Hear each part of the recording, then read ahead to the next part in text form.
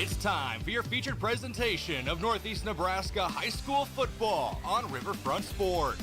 Northeast Nebraska High School athletics are brought to you by the Bank of Hartington, Kaiser Ag and Irrigation, Avera, Moody Motors, Explorers Credit Union, Mount Marty University, Security Bank, Christensen Well and Irrigation, and Top Crop. Now we go live to the action for Northeast Nebraska High School football on KYN TV. And welcome into KYN TV. I'm Tehl Tanner alongside Scott Ulrich down in beautiful Plainview, Nebraska, where we are set up for Plainview and Crofton, two Class D1 in Nebraska opponents that know each other well. They play each other often, and it's always a fun battle. Two teams that both went to the second round of the playoffs in Class D1 last year. We are in for a show, and we have probably what's going to end up being the hottest night of the football season, at least in the early part. 86 degrees in Plainview as we are about 15 minutes away from kickoff. Once again, I'm Tehl Tanner as we bring in Scott Ulrich. Scott, can you tell me a little bit about their seasons? Both teams have 2 games under their schedule. Yeah, got some games underneath their belt here as we get into about the mid-stretch of the season. And as you mentioned, 86 degrees, but we kind of jinxed that last week. We talked about, oh, it's beautiful fall. No, right back in a little summertime Now temperatures. it feels like September football. Absolutely. Plainview, they come in 2-0, as Tehl mentioned. Pender and Wisner-Pilger were the two that were on their schedule. A 29-26 victory, a very close one against a good and solid Pender team. And then 40-16, kind of a one-sided victory against Wisner-Pilger. Crofton, they are 1-1. Opening game of the season, a very big offensive production. They scored 76, but they gave up 78 to Wynot. That was 4 overtimes. 4 overtimes, absolutely. A lot of offense in that one. And then a game that we called just last week, Summerland, they are 1-1 in the season as well. Crofton got the victory in that game, though, 68-15. We've seen that Crofton-Summerland matchup before. We thought that was going to be a much closer game. It just turned into Crofton dominating. It did. Maybe a little bit of relieving frustrations, as it was them that knocked him out of the playoffs last year in Summerland. And also, Summerland, a little younger this year. I think they only had one senior in their starting offense, if I'm remembering correctly. So certainly we'll look to see them get better throughout the season. But as you said, 2-0 Plainview, 1-1 Crofton, ready to battle down in Plainview. These two did battle last year at Crofton, a 44-34 victory for the Crofton Warriors. Crofton got off to a pretty good second quarter. It was close after one. Second quarter, they put up points, and it was 30-14 at halftime. Really got Plainview behind in the scoreboard. They had to throw the ball a lot. In Class D1 football, they threw the ball 36 times in that game, just trying to catch up, and that's hard to do against the Crofton Warriors. So that's how last year's game went. Crofton got the victory, but this is a whole new ball game. Yeah, totally a different ball game. We talked about, you mentioned a lot of throws in that game. D1 schools in general, they like to run the ball, and that's the modus operandi, if you will, for Crofton. They like to run the ball and run it often straight up the middle, or a little bit of slice and dice on the outside going is their key to success, just rushing the football. And I know we're going to talk a lot tonight about how many touchdowns do we have and how many yards does a young man have from Crofton. Well, I'm sure we're going to get into that here tonight. Oh, yes, we will. In fact, that's coming up next on your pregame show from Moody Motors. If you're looking for a new or pre-owned vehicle, check out the inventory at moodymotors.com or visit them at Moody Motors in Niobrara. We'll come back and take a look at the game stats for both teams in just a couple of minutes. You're listening to KYN TV YouTube, Hot Country 93.1 Facebook. We're streaming live from Plainview. Alongside Scott Ulrich, I'm Tehl Tanner. We'll be back in a couple of minutes. Start rolling over those stats.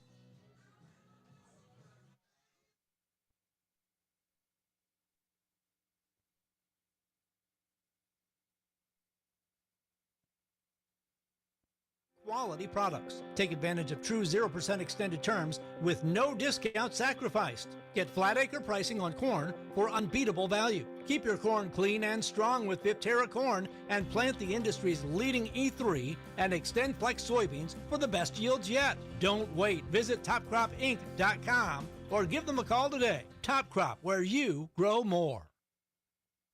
With so many choices for students out there, life can become quite hectic. From choosing the right school to managing your finances, it can be hard to keep it all in check. Bank of Hartington is here to help you take the worry out of your finances. Our free Student Club checking includes all the features and benefits you'll need to start life out on the right path without the worry of hidden fees and charges. So if you're ready to enter that next stage of life, work with a fifth-generation bank who's had their roots planted firmly in Northeast Nebraska since 1934. Contact us today. Bank of Hartington, Equal Housing Lender, member FDIC. Whether it's Friday night lights or Saturday game days, around here football is more than just a game. It's tradition. And just like your favorite team, Kaiser Ag and Irrigation works hard year-round to keep things running strong. From reliable Zematic pivots to trusted local service, we're here to help your operation perform at its best. This season and every season, count on a winning team in your field. Give them a call or stop into Kaiser Ag and Irrigation in Hartington, your local Zematic by Lindsay dealer and a proud supporter of our student athletes. If you want a job where your work matters, you belong at Avera. Here, we've invested in our workforce because every Avera team member drives our health ministry forward, making a difference in lives and communities every day. We offer competitive pay, great health insurance, and even career opportunities. We're putting people first, including you. Search for local job openings and apply at avera.org/careers. Right now, Moody Motors in Nyborough has a great selection of 22 to 23 model Escape, Edge, and Explorers.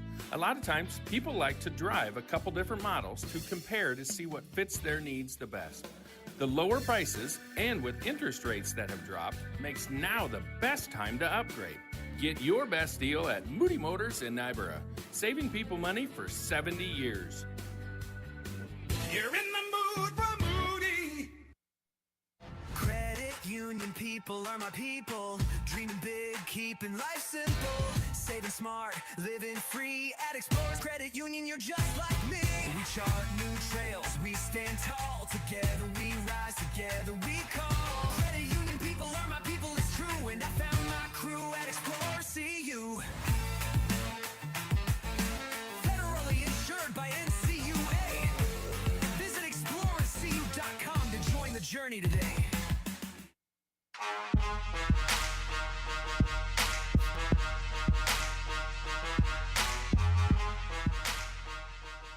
All right, welcome back to the Moody Motors pre-game show. If you're looking for a new or pre-owned vehicle, check out the inventory at moodymotors.com or visit them at Moody Motors in Niobrara. As we take a look at our game stats today coming into this one, Scott, and as you mentioned before the break, there is a specific Crofton Warrior that is putting up insane numbers right now. Let's talk about Tyson Jackson. Yeah, unbelievable. I would like to know what Plainview has done all week. What is their the defensive strategy? Obviously, it's going to try to shut down Jackson, but I'm curious just to see how they set up and do that. If they put a spy in the box, load the front, we will see. But Jackson leading the way, and I don't have the true stat numbers from across the state, but he's got to be very close to the top if he isn't leading the entire thing. 49 carries, just under 500 yards through 2 games, 14 touchdowns. That is leading the way for Crofton. Now also carrying some of the workload, Preston Foxhoven, who does the quarterback duties. He has 30 carries, 100 yards rushing, and 3 touchdowns, along with Jace Panning, 21 carries and about 88 yards. Foxhoven, you mentioned Preston, he's young, just a sophomore. He's 11 for 19, very efficient, 170 yards, 2 touchdowns, 2 picks, and a quarterback rating of 83.5. Not bad numbers for a sophomore. Not at all, especially getting his feet wet in his first couple starts. Absolutely. Very, very solid passing as well as just command and control for a sophomore. Now looking on the other side of the ball for Plainview, they're led by their senior, Gage Walton. Passing-wise, he's 20 for 31, 275 yards, 4 touchdowns, 3 interceptions. He's got a QBR, very efficient, 93. He's also one of their leading rushers, 36 carries, 200 yards, or just a touch over. He has 3 touchdowns, along with another one of their running backs, a junior, Colt Kramaric. He's number 34. He's got 3 touchdowns on 31 carries throughout the season. We talked about the 31 attempts and 20 completions from Walton, the senior, and he's just spreading it all over the field. There's 6 receivers that you're going to hear us mention throughout the night tonight.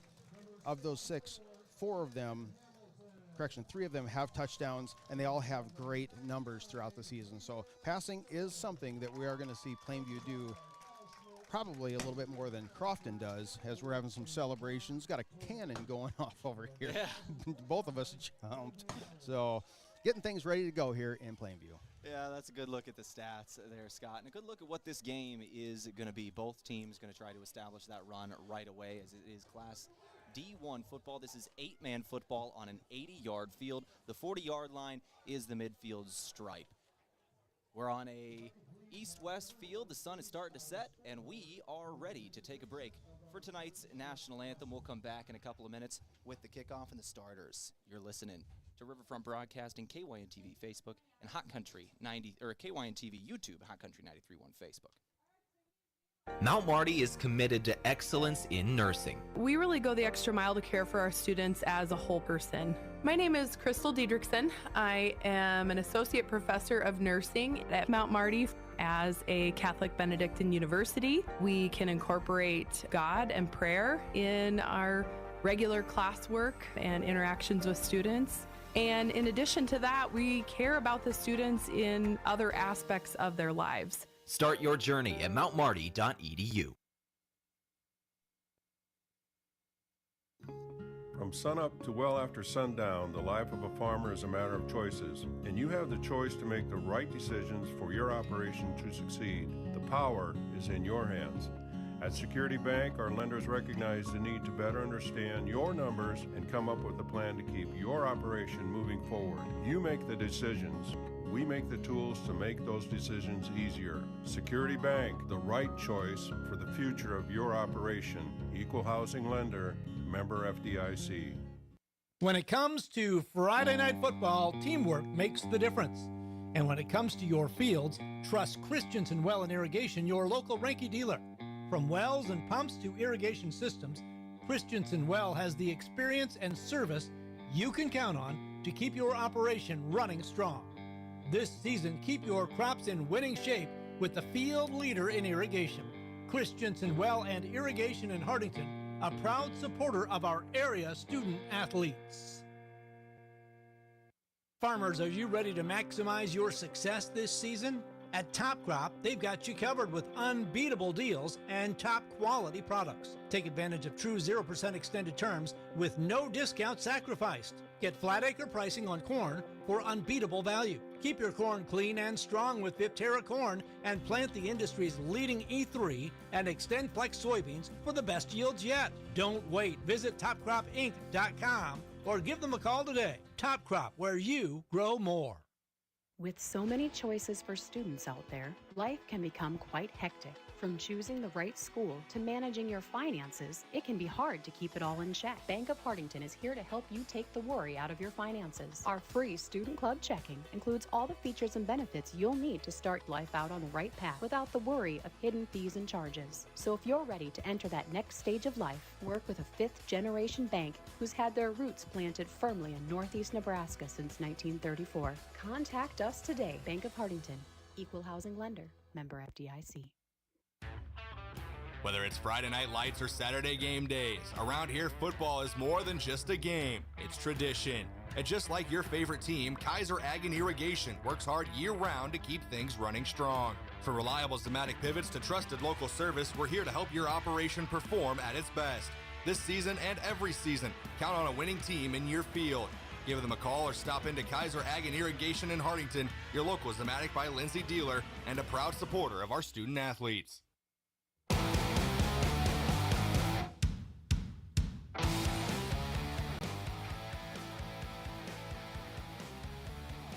All right, back here, finishing up our Moody Motors pregame show as we roll through our starters now from Kaiser Ag and Irrigation, your trusted Zematic by Lindsay dealer in Hardington. Scott, give me some of these starters today, as it looks like it will be Plainview kicking off. Crofton will receive to start the game. Starters for the Plainview Pirates, number 4, Cohen Lingenfelter.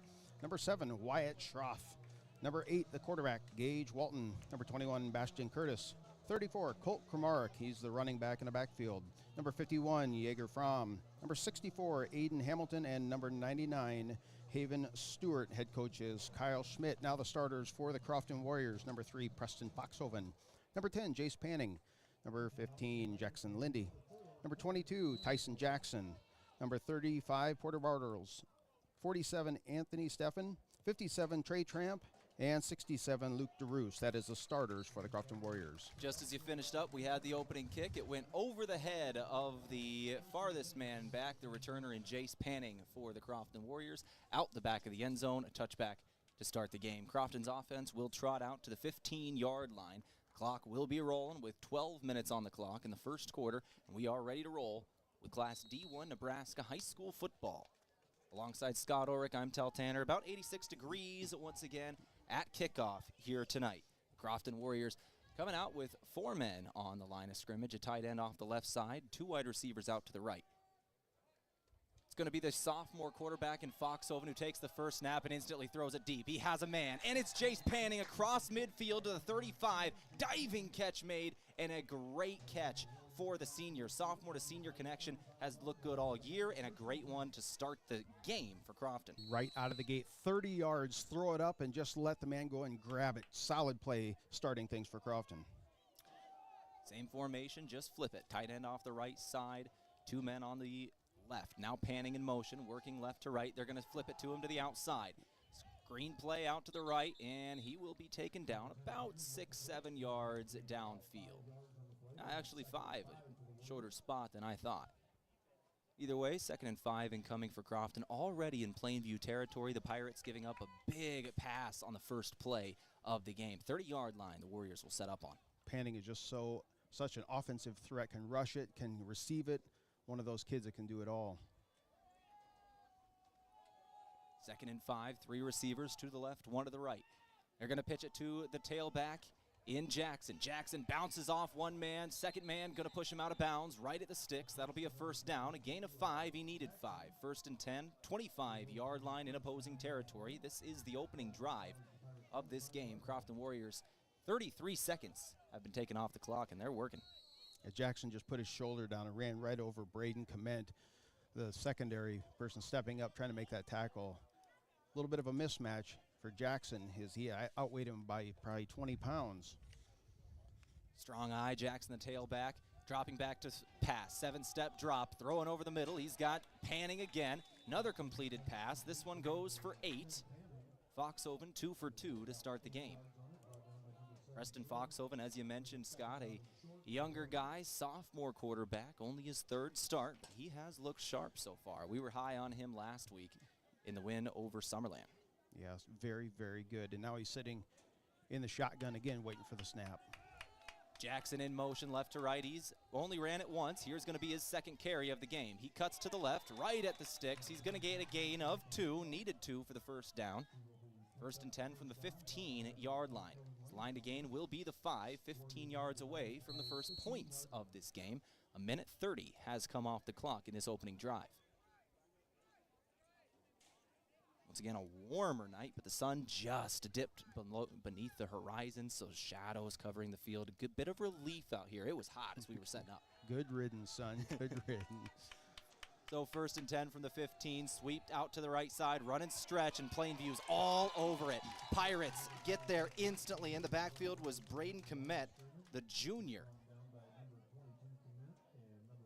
Yeah, and that was good coaching on that defensive end off the far side for Plainview. Stretched that one out, stretched it, and then waited for the linebackers to fill in and make the stop. That's good coaching and good execution there by Plainview. Crofton loses a half a yard, goes backwards for the first time tonight. They'll ready again. Foxhoven gets the ball, drops back to throw, rolling to his right, has plenty of time, now runs out. 2nd effort by a D lineman who gets a sack, another loss of 2, only 2. Foxhoven was trying to move forward, but credit the effort of Haven Stewart, who might have been pancaked on that play, went to the ground, but nobody got on top of him, nobody covered him. He gets right back up and gets after the quarterback and brings him down. Great 2nd effort by the D lineman. Yep, great coverage also in the secondary. They did have Panning right up at the 5-yard line, which would have been about the first down stake. just couldn't pull the trigger on it. I like that when a quarterback decides not to throw it up for grabs, and that's what we saw there. They'll survive to third down. They've got 2 downs left to get the first. It's third and about 13 now. Rolling out to his left is Foxhoven. Throwing on the run. Finds Panning. First down inside the 5. First and goal, Crofton Warriors.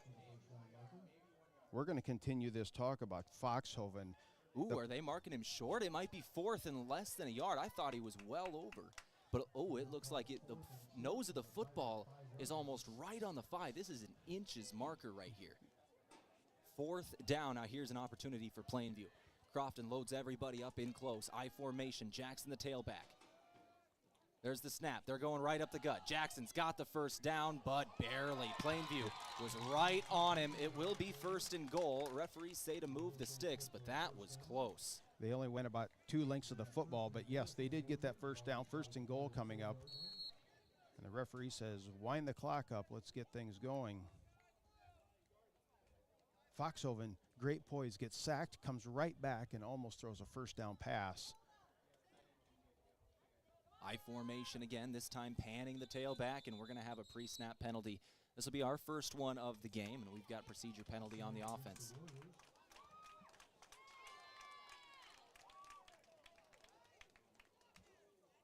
So Crofton's going to move back 5 yards and redo this from the 10-yard line. So it's still first and goal, but now instead of at the 5, you're at the 10. Yeah, I think it was one of the linemen lined up over the football, kind of in the neutral zone. You don't see usually it's the defensive that lines up in that neutral zone. This time it was called on Crofton. Yeah, some of those early season penalties, you got to keep an eye on the center and the nose of the football. First and 10 from the 10, first and goal, I should say. Hand to the fullback, who is Jackson this time, lined up in the fullback position, and he's going to go down inside the 5-yard line. A good little run, and helped out by an offensive lineman in Tyson Sanger, who had Jackson stood up at about the 6 and pushes him forward to the 4. So it'll be second and goal from the 4-yard line. I saw the exact same thing you did there. Just come in from behind and get some positive yards. Second and goal, Crofton Warriors getting the play call from the far sideline. First-year head coach and Johnny Ostermeyer.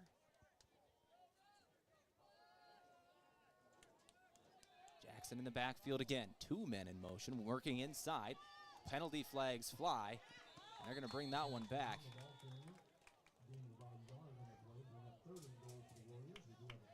That's something you can't do. You can't have 2 men in motion. An easy call there by the head referee. Yep, they had a guy on either side of the line, 2 receivers out wide that come in. They crash in and then get the blocks going. Maybe some strategy going on here if they're going to accept the penalty or decline it. And it'll be. Looks like they are going to accept it and move it back. Yep. The alternative would have been to decline it and then it'd be third down, but they're going to back them up. Last week, I believe we had 8 penalties on Crofton. Quickly now, we got 2. I know we talked a little bit in our post-game show last week. That was something that we needed to clean up a little bit. Now, opening drive penalties, certainly not something you're looking for here. So we'll start it off here. Second and goal from the 9 after a lot of movement. Rolling out to his right is Foxhoven. Foxhoven trying to juke his way into the end zone, took it himself, and once again, inside of the 5-yard line is Crofton. No flags this time. It'll be third and goal from about the 4.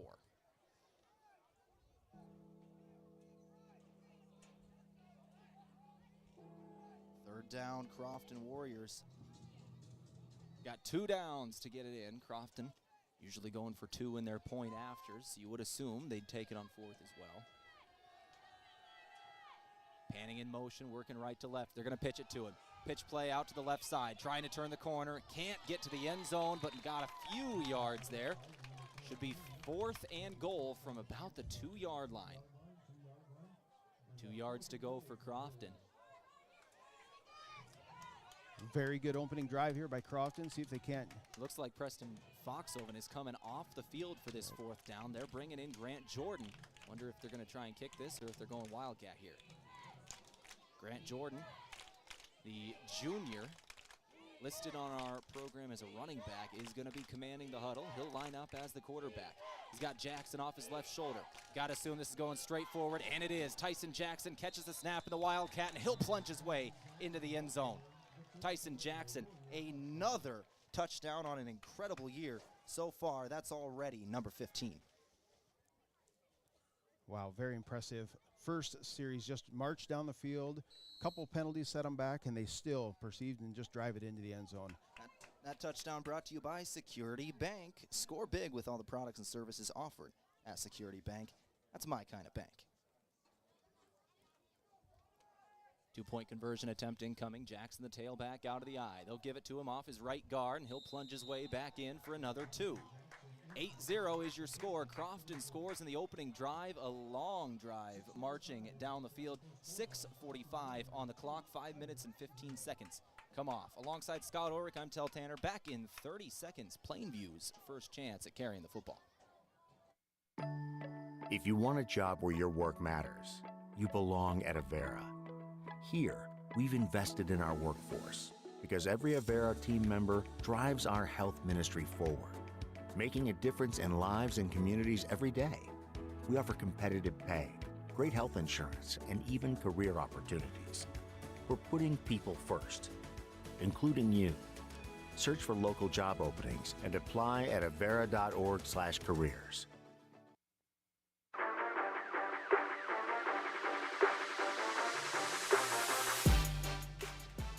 All right, back here in Plainview, Nebraska, alongside Scott Ulrich, I'm Tehl Tanner. You're listening to KYN TV, YouTube, Hot Country 93.1 Facebook, streaming live Northeast Nebraska high school athletics throughout this season. We're going to be covering a lot of local teams in the area. Last 2 weeks, we've been covering Crofton. Don't you worry, we're going to be covering some Hartington schools coming up here pretty quick as well. Crofton ready to kick this one away, as next week it is doubleheader football homecoming for both those Hartington schools, Hartington Newcastle, Hartington Cedar Catholic. We're going to have both of them starting at 3 o'clock as Plainview is taking back this kickoff all the way to midfield before going down at about the 40-yard line exactly. Plainview, a great return to open up. They're going to have good field position. It was Braden Komet.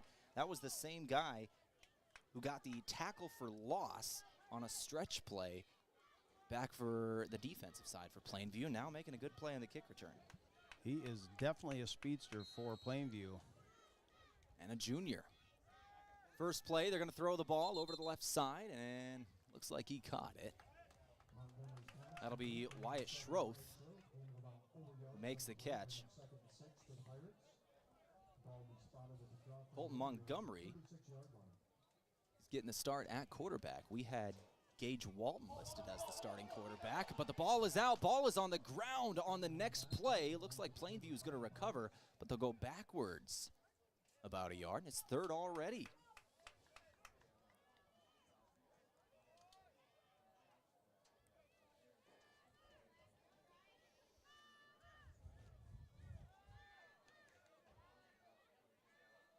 So Montgomery alone in the backfield now as he's got 2 receivers out to the right and tight end off the right side of his line.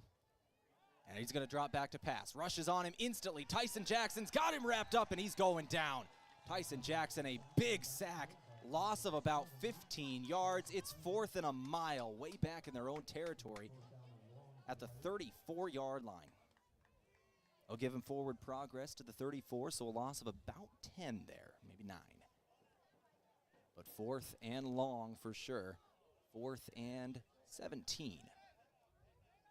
Clapping his hands, ready for the snap here. Is the punter, and he's going to put this one up into the air. That was Colt Hoffman. Nobody back to return it, and it bounces out of bounds at the 10. Panning was back a few yards, but it went off the right side of his foot and out of bounds at the 10. Nobody could touch it there. Crofton had him playing up just in case they tried something. There was a little pooch kick. Yeah, rolled out of bounds. Oh. Still going to have first and 10 right at the 10. That's about where Crofton started, though, in their opening series and just kind of marched down the field.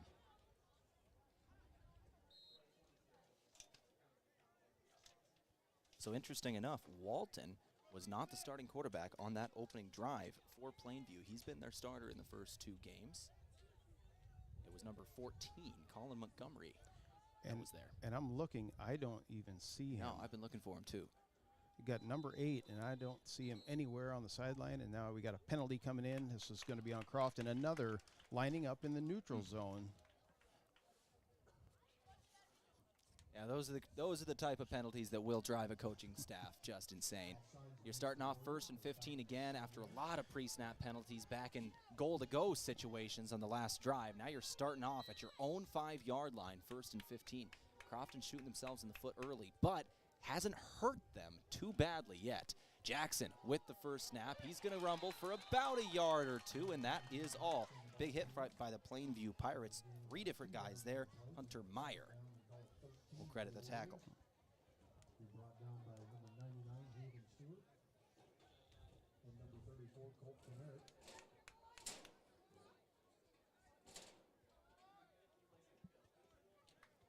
.438 on the clock here, first quarter, 8-0. Crofton does lead over Plainview.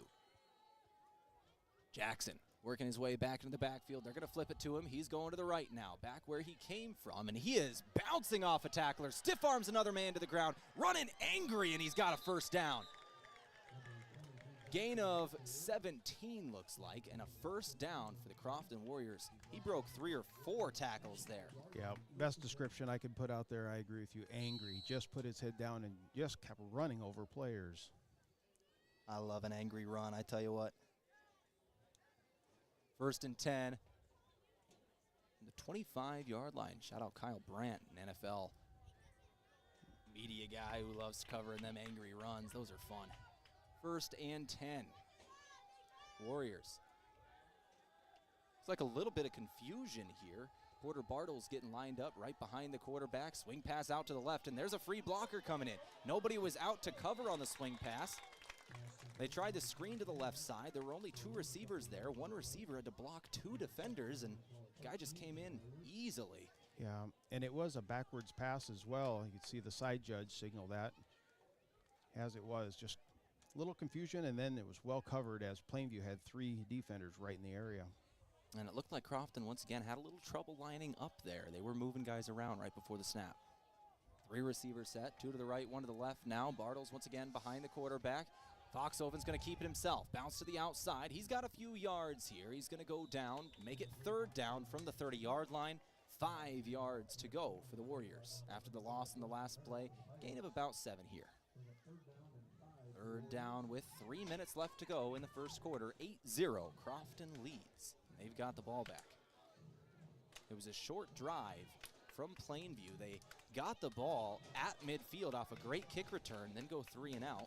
Crofton able to get it back right away, and they're working with it. But it is 3rd down. Panning in motion. Coming behind the line, and now he's going to stretch back out to the wide receiver. Crofton didn't get the look they wanted, and now they're going to call timeout here. Panning was in motion, coming into the backfield to line up in the eye. Then they stopped everything, call a timeout. They didn't like what they saw on 3rd down. So we're going to take a timeout with them. Our timeout's brought to you by Top Crop. Back in 30 seconds here on Riverfront Broadcasting, KYN TV and Hot Country 93.1 Facebook.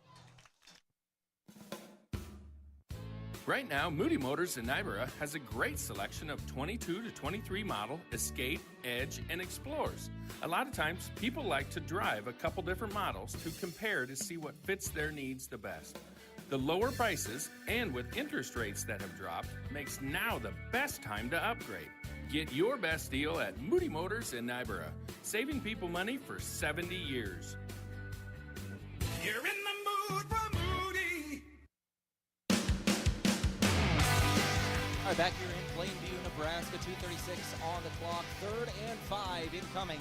It's a big one. That timeout once again brought to you by Top Crop. Maximize your success this season with top-notch crop consulting and services offered at Top Crop. Visit topcropinc.com. 3rd and 5. Crofton Warriors on their own side of the field at the 30-yard line. They're lining up out of the timeout. It's like I think that's Porter Bartles lined up 2 yards behind the quarterback. Quarterback drops back to pass. Foxhoven rushes on. He's got to get out of it, and he can't. He's going to go down for a sack. Big number 99 again. Haven Stewart with his 2nd sack of the ball game. 4th and long Warriors out of the timeout. Plainview with a play. Yeah, and thrown down for a 10-yard loss. A big play there, setting things up for the punt team now for Crofton. Yeah, you got to assume punt formation here on 4th and 15 in your own territory. It's going to be, looks like Braden Komet once again back to return. He was the guy who had the big kickoff return after Crofton's touchdown. There's the pooch kick from Crofton. Only about 4 yards behind the line of scrimmage they kicked that one from, and it is a decent punt, but it's brought in and brought back across midfield by Komet. Near the 35-yard line is where Plainview is going to set things up. It's going to the Crofton punter, Preston Foxhoven himself.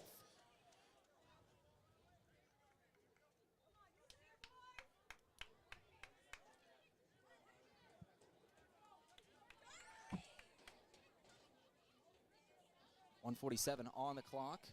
8-0 Crofton on top as we start things off with Plainview again. Again, the big story here, Gage Walton, the senior quarterback of this team. We haven't seen him yet. We don't see him on the sideline. Not sure what happened there, but it is Colin Montgomery starting in his place as we start off this next drive with Colt Kromerick running the ball to the right and taking a 2-yard loss. 2nd and 12 incoming. Great defensive stop there again by number 70 Tyson Sanger for a tackle for loss. And now switching things up, Colin Montgomery will come off the field for this play on 2nd and 12. That is Colt Hoffman back running a wildcat. He's going to take the snap. Instant quarterback keeper running to the left. Gain of about 5 here. 3rd down incoming. Going to be 3rd and 6, looks like, for Plainview. So Colt Hoffman now running the offense. He is alone in the backfield. 3 receivers out short to the right and 1 to the left. Hoffman checking his wristband. 50 seconds left in the quarter. He'll clap his hands, take the snap, throw to the left instantly, and the ball is knocked away. A great defensive play from the defensive end and Trey Tramp. Tramp able to get his hands on that one and knock it down. The D end over there was able to just jump up and get a hand on the pass. Yeah, it was in perfect position and just one of those reactionary plays. Get your hands up if you don't do anything else, and it led to a 4th down now coming up for Plainview. About the same territory as well at the 31-yard line in opposing territory. But a little closer here, 4th and 6, and it looks like they're going for it. They're going to throw to the right side. They've got a man. Completed pass and a 1st down. Plainview converts on 4th. Braden Komet, gain of 8 on 4th and 6.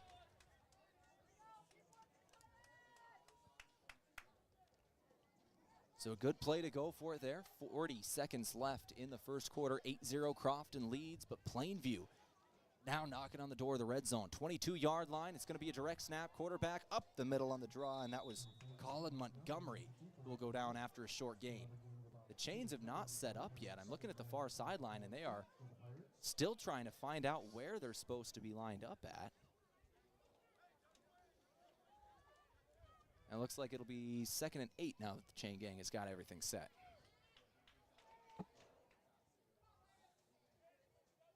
Montgomery has a man in motion right to left. He's going to pitch it to him, going to the left. That's Komet again. Komet cuts it back across field, and there was a warrior ready for him. Another short gain of about 4 yards. That's going to bring up 3rd down. And the end of the quarter. So when we return, it'll be 3rd and 4 from the 15-yard line in Crofton territory. But at the end of 1, Crofton on top of Plainview, 8-0. Alongside Scott Ulrich, I'm Tehl Tanner. You're listening to Northeast Nebraska High School Football on KYN-TV. Credit union people are my people. Dreaming big, keeping life simple. Saving smart, living free at Explorers Credit Union. You're just like me.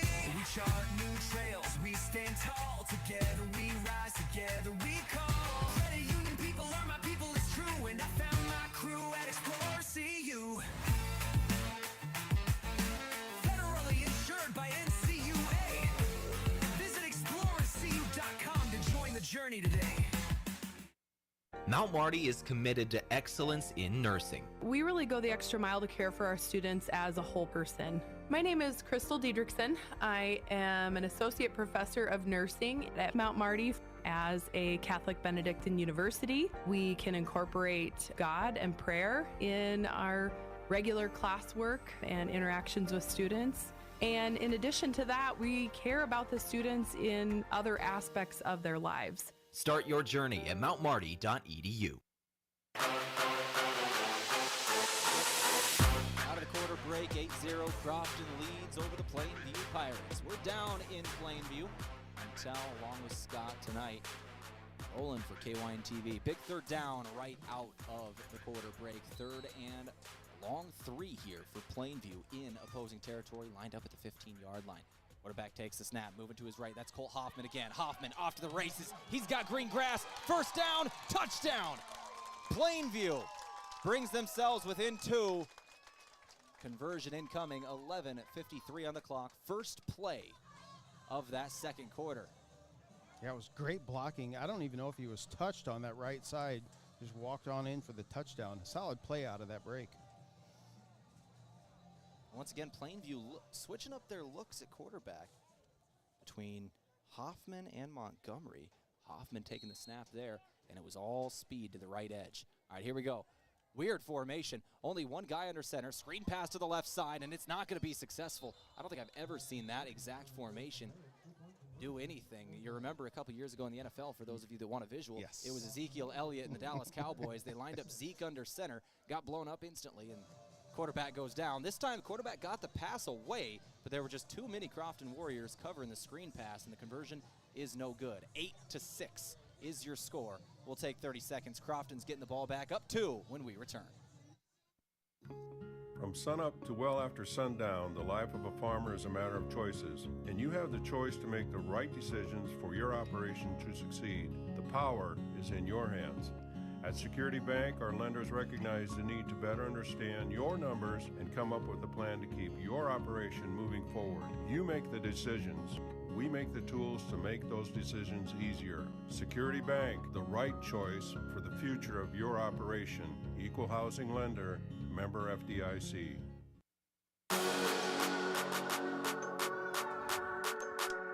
So touchdown Plainview Pirates, but a unsuccessful 2-point conversion will bring the score 8-6. Crofton on top by 2. Plainview ready to kick this one away. Panning is back deep at his own 5-yard line. It's going to be Cohen Ligenfelter to kick this one away, a starting wide receiver for this team.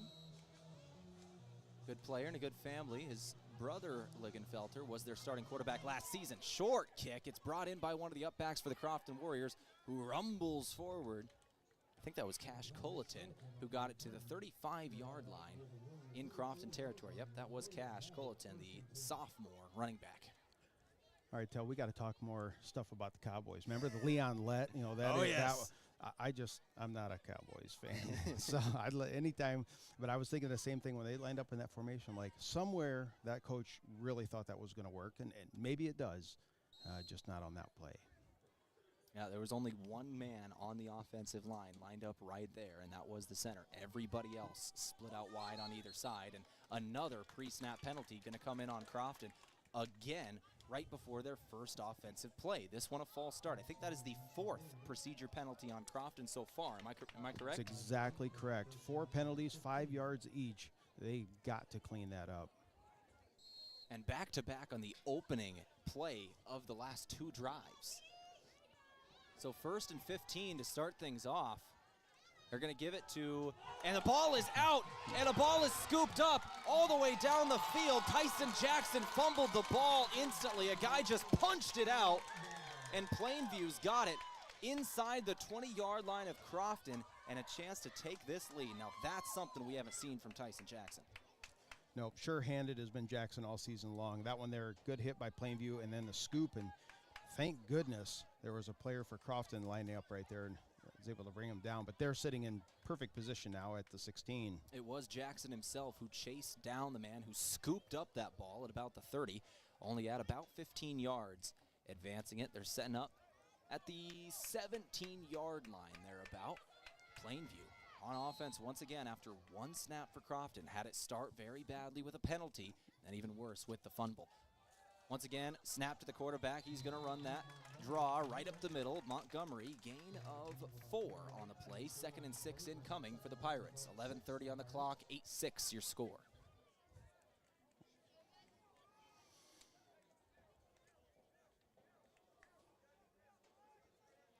Montgomery again, alone in the backfield. He'll take the snap, same play, draw up the middle. Crofton bowls him over backwards. It was Tyson Jackson maybe letting off a little bit of steam after the fumble. Put a heavy hit on the quarterback. Stood him up, put him backwards. I could hear it in my headset. Everybody go, ooh. That was definitely a solid hit. Montgomery's going to come off the field for a play as we bring back Colt Hoffman. He'll take the snap in the same play, running that draw up the middle. Another short gain, and it's going to be 4th down now. So 3 plays straight. Empty backfield, quarterback draw right off the right guard. And it's going to be 4th and 3. We'll see what they do here on 4th down, but it's 3 straight draw plays for the quarterback. Yeah, no trickery, nothing to it. Just straightforward blocking, and the quarterback's going straight up either the A gap on the left or right of the center. 4th and 3, and the same formation. 2 receivers to the right, everybody else under center. And they're going to run it off the left side this time with the quarterback. And I don't know that he got there. It's right near the sticks. This is going to be depending on forward progress and where they mark him. Hoffman was close. Ball is set down. We are not lined up right on it. We're sitting at about the 30-yard line on this side of the field. Ball's at the 7, and I think the officials are going to measure it. Yep, they're going to bring out the chains and take a look at this one. I want to be optimistic. It just, as you mentioned, we just don't have the angle. It is that close. It is. This is a big call right here. The chains have to run all the way across the field. They're coming out to measure. This is a big call. It's either going to be 1st and goal Plainview with a chance to take the lead, or Crofton's getting the ball back here. And set it down, stretch the ball out, and he is well short by a half a yard. That is Crofton football. Turnover on downs. A great defensive stand by the Warriors. They bend, they don't break, they get the ball back on their own 7-yard line. So the fumble from Tyson Jackson also erased, and no points come out of it. Yep, one of those. I'm sure Jackson's going, thank you, defense. Everybody stood up and was able to get this one back on a defensive stand. I believe Jackson himself was in on that 4th down stop. There were about 3 Warriors who put a hit on the man to make sure he didn't get anything else, but I think Jackson was one of them. So 1st and 10, Warriors take it back. Now, if I'm Crofton here, I'm giving it back to Tyson Jackson here. Let him have the ball right away. 1st and 10, Jackson in motion, working from right to left, and they are going to pitch it to him, going off the left side. I like the play call, and he's going to get positive yardage here and a little bit more. Gain of north of 10. He's out of bounds right about the 20-yard line. 1st and 10, Crofton Warriors. I like the way Crofton responded right there. You have one of your star players make a pretty big mistake. You give it right back to him. Let him get comfortable again with a 1st down run. Yeah, he's carried you statistic-wise so far through the first couple weeks of the season. Give it back to him again. 10-10 on the clock here in the second quarter. 8-6 Crofton leads, and they've got it back. 20-yard line they're going to snap the ball from on 1st down. Go right back to Jackson, this time working the right edge of the offensive line. Gain of 5. 2nd and 5 incoming.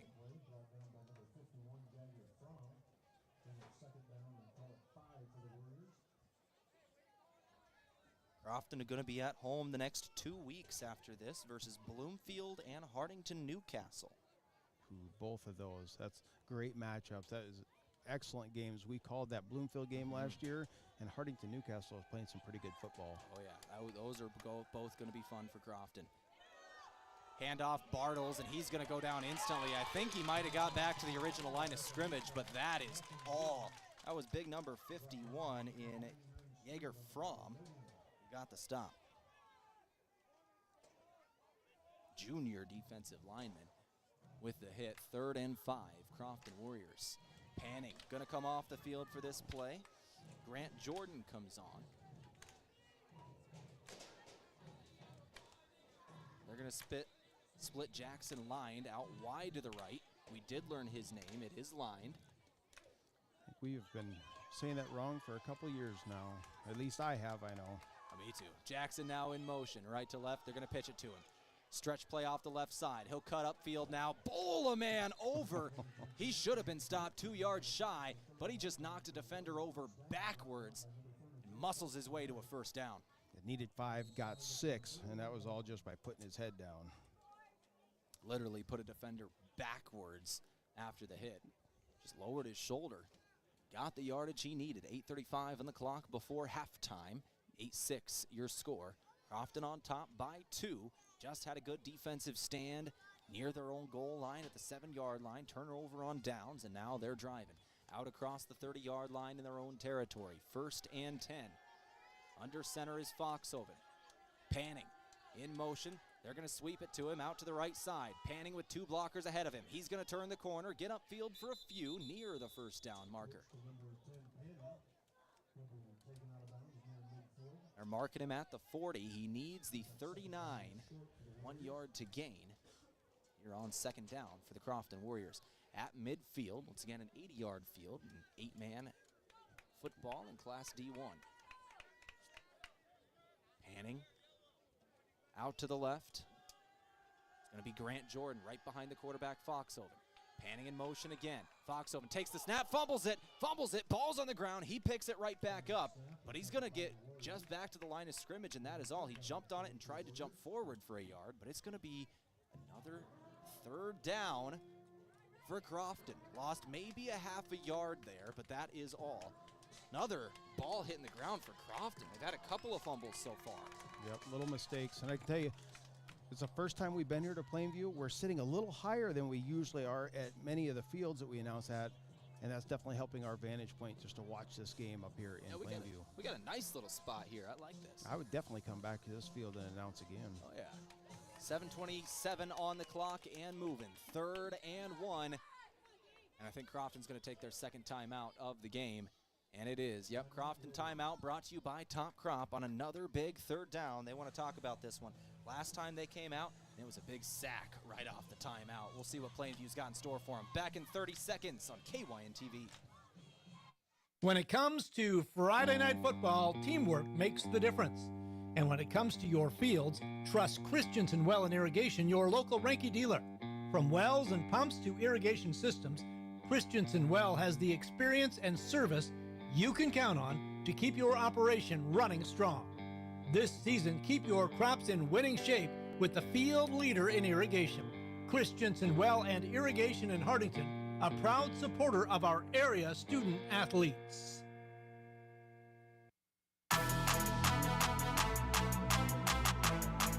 7:22 on the clock, 8-6 is the score of the ball game. Crofton on top of Plainview. Big 3rd down coming out of the Top Crop timeout. 3rd and 1 Warriors right at midfield, trying to get into Plainview territory. They're going to line up with Tyson Jackson, the tailback of the eye. Grant Jordan, the fullback. It'll be Porter Bartles, tight end off the right side. Under center is Foxhoven, the quarterback. Foxhoven takes the snap, gives it Jackson. Jackson working off the right side of the line. He's got the 1st down and a few more. Gain of about 7 here on 3rd and 1. Crofton now in opposing territory at the Plainview 33-yard line. Pirates trail by 2 with just over 7 minutes left before halftime. Crofton, same formation. Everybody in tight. Jackson, the tailback, out of the eye. They're going to roll out left, throw the ball this time. They've got Jordan. Jordan turning upfield. Jordan to the 10. Cuts back inside. Now forced out of bounds. It's going to be 1st and goal. Crofton Warriors. Grant Jordan with a great catch and run from the 33-yard line. Take him all the way down to the 8-yard line is where they're going to mark him. From the 33 to the 8. 6:54 on the clock. Crofton knocking on the door. Another red zone possession for the Warriors.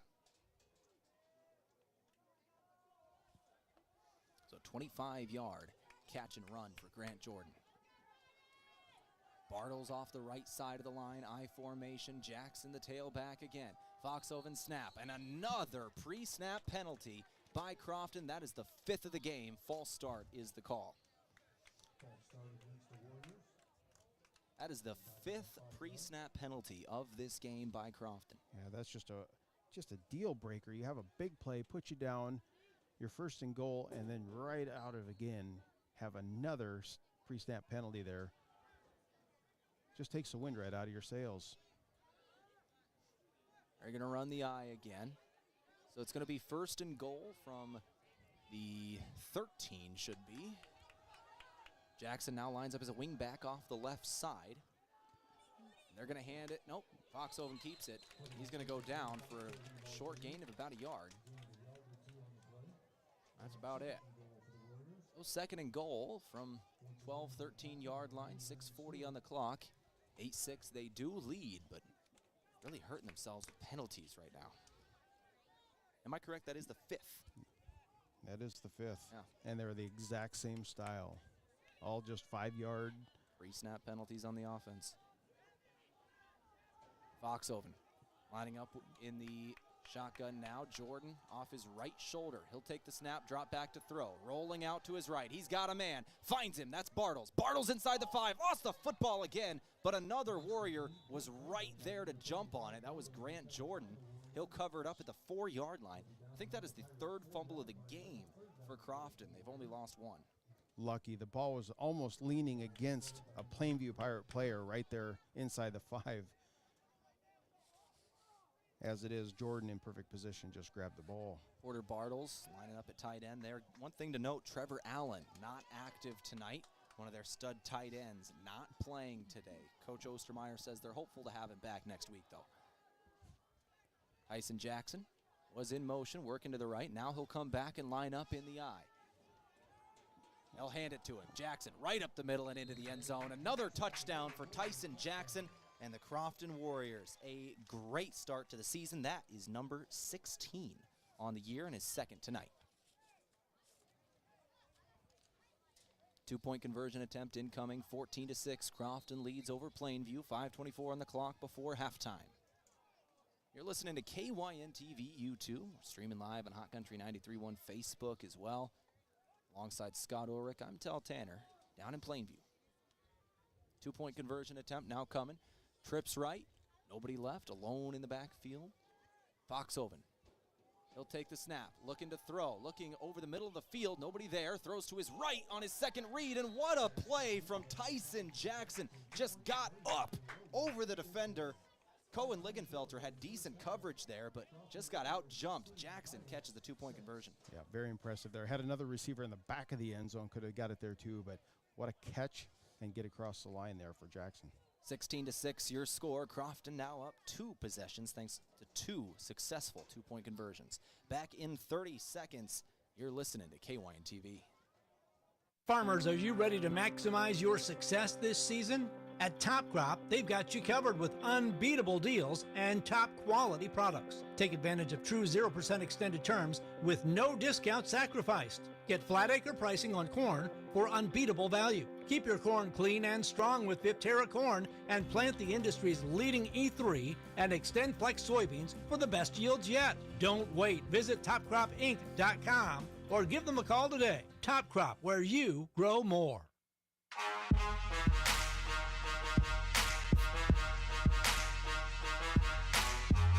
16-6 the score of the ball game after the 16th rushing touchdown of the season for Tyson Jackson and a successful 2-point conversion. Jackson caught it on the pass from Preston Foxhoven in the right corner of the end zone on the near corner. 16-6 once again your score thanks to 2 successful 2-point conversions and stuffing Plainview's. Crofton now leads by 2 possessions. Plainview about to get the ball back, tries to see what they can do with it. Those 2-point conversions, they decide so many 8-man football games. Yes. Most 8-man teams, they go for 2 every time, and those 2-point conversions really do decide close games. Yep, absolutely. That's why you've seen a couple of NFL teams try to do more of those kind of plays, and it does make a difference.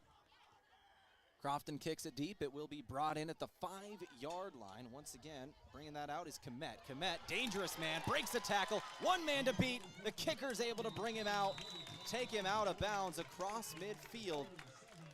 That kicker for Crofton, Ty Nielsen, able to get a hold of him. He gets up slowly after swinging down the ball carrier, but another great return for Komet. Komet, very dangerous.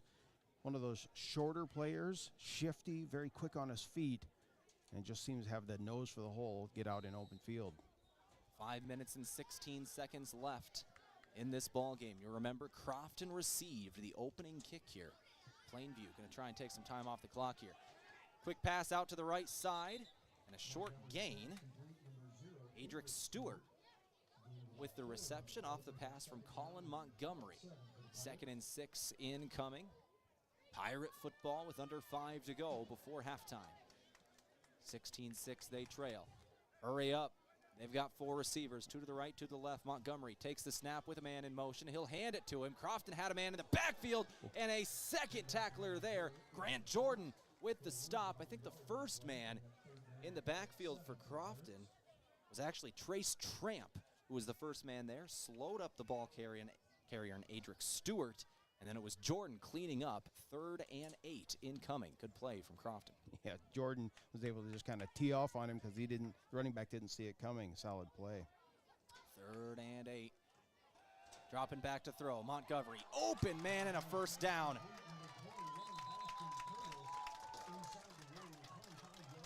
Bastion Curtis, the junior tight end, was left wide open there, streaking across the middle of the field. Caught the pass and turned on the Jets. Got a first down inside the 25 are the Plainview Pirates, setting up at the 23-yard line of Crofton.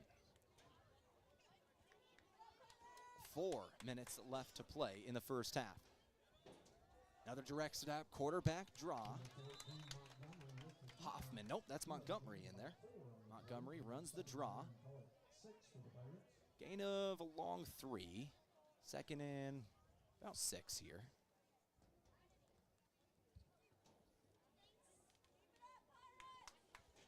.340 on the clock. If I'm Plainview, I'm starting to slow down the offense and take every second of each snap. 3:32 on the clock. Crofton only has 1 timeout left. So you really want to take as much time off the clock as you can here. 2nd down, Montgomery with the snap. He's going to run that draw again. Ran into his own guy, and he's going to go down in the backfield. Jackson again with the tackle for loss of 1 yard. Credit the defensive line of Crofton. They threw an offensive lineman off balance into the quarterback, bounced off of him, and then cleanup was Jackson there. 3rd and 8. Yeah, you called it, Tehl. The first few plays of this drive, they were speeding things up, hurry-up offense, and now slowing it down. Just want to burn some clock. 3rd down. Here's the snap. Montgomery looking over the middle of the field, and it is tipped, nearly picked. Should have been taken away. Jackson lined, had a play on it, just a little slow getting there on the tip drill. 4th down after the incompletion. Oh, good thing now for Crofton. 4th down, they got the down that they want, and the clock is stopped at 2:48. Crofton's got a chance here. Get the ball back with plenty of time. 4th down from the 20-yard line in Crofton territory. Montgomery, snap. 3-man rush, throws. Nobody there. Threw over the middle of the field, and both receivers seem to be running just straight seam routes down the field. Nobody cut inside where the ball was thrown, and that's incomplete. So 1st and 10 Crofton Warriors, they'll stand on 4th down. Yeah, we've seen some great execution by Plainview. That play there, though, just not on the same page was the receivers and the quarterback. And not sure if the ball just got away from the quarterback or if there was a miscommunication in the route concept of the receivers. A lot goes wrong on those plays. Sometimes it's hard to tell exactly what. Either way, it's 1st and 10, Crofton. They're going to start things off throwing the football. Foxhoven goes to his right, completed pass. Jackson goes down inbounds, cut up field and went down inbounds with 2:36 on the clock. They still have plenty of time to the Warriors, though, as long as they get down the field. 2nd and 4 after a 6-yard gain. 2:22 on the clock. Crofton, big playability. Once again, they can score at will. 76 and 68 were the point totals of the first 2 games. 2nd and 4 now incoming. Foxhoven, shotgun. Jackson off his left shoulder. That's once again another procedure penalty. Looks like everybody went but the center there. The center was a little late snapping the football, and we're going to back up 5 yards. The 6th pre-snap penalty of the first half on Crofton. I know, Tehl, you always say that the center's the man that's always right, but I think the receivers were right there. They all took off together. Everybody went but the center on that one.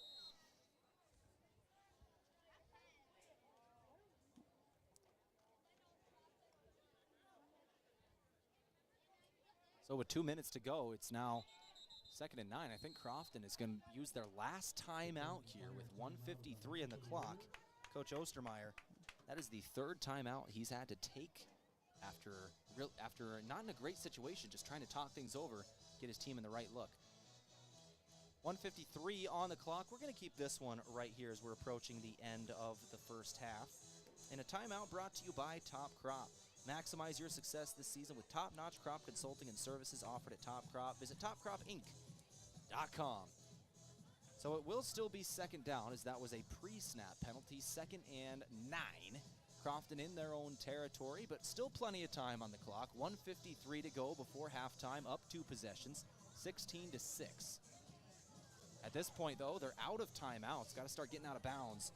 Going to see a lot of pass plays on out routes, a lot of out concepts and stretch plays. We started the game with a nice 30-yard pass to Panning, and we really haven't seen anything since then. It's just been those sideline short passes. Crofton working the short game. They've only thrown it deep once. 2nd and 9. Panning in motion, right to left. They're going to, fake the swing pass to him. Foxhoven going to go down for a sack. Needed to get rid of it. Goes down instead. Now it's 3rd and long. If I'm Plainview, I'm calling timeout right now with 1:45 on the clock. 3rd and very long.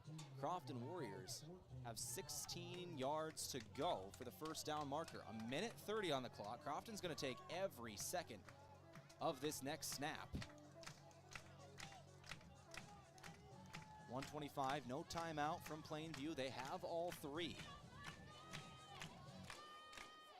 Coach Kyle Schmidt doesn't want to take it there. 1:15 on the clock. Crofton snaps now. Reverse. Panning going to the left side, and they are all over it. Plainview's got him in the backfield. A loss of another 4, and there's the timeout from Plainview. 1:08 on the clock.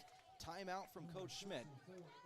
And it looks like there's actually a player down for Crofton on that 3rd down play as well. Yeah, Crofton Warrior is down here. I did see the Plainview coach signaling timeout.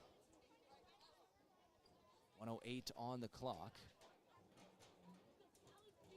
And it looks like that's Panning. Yeah, it is. He's being helped up, and he's going to walk off the field under his own power.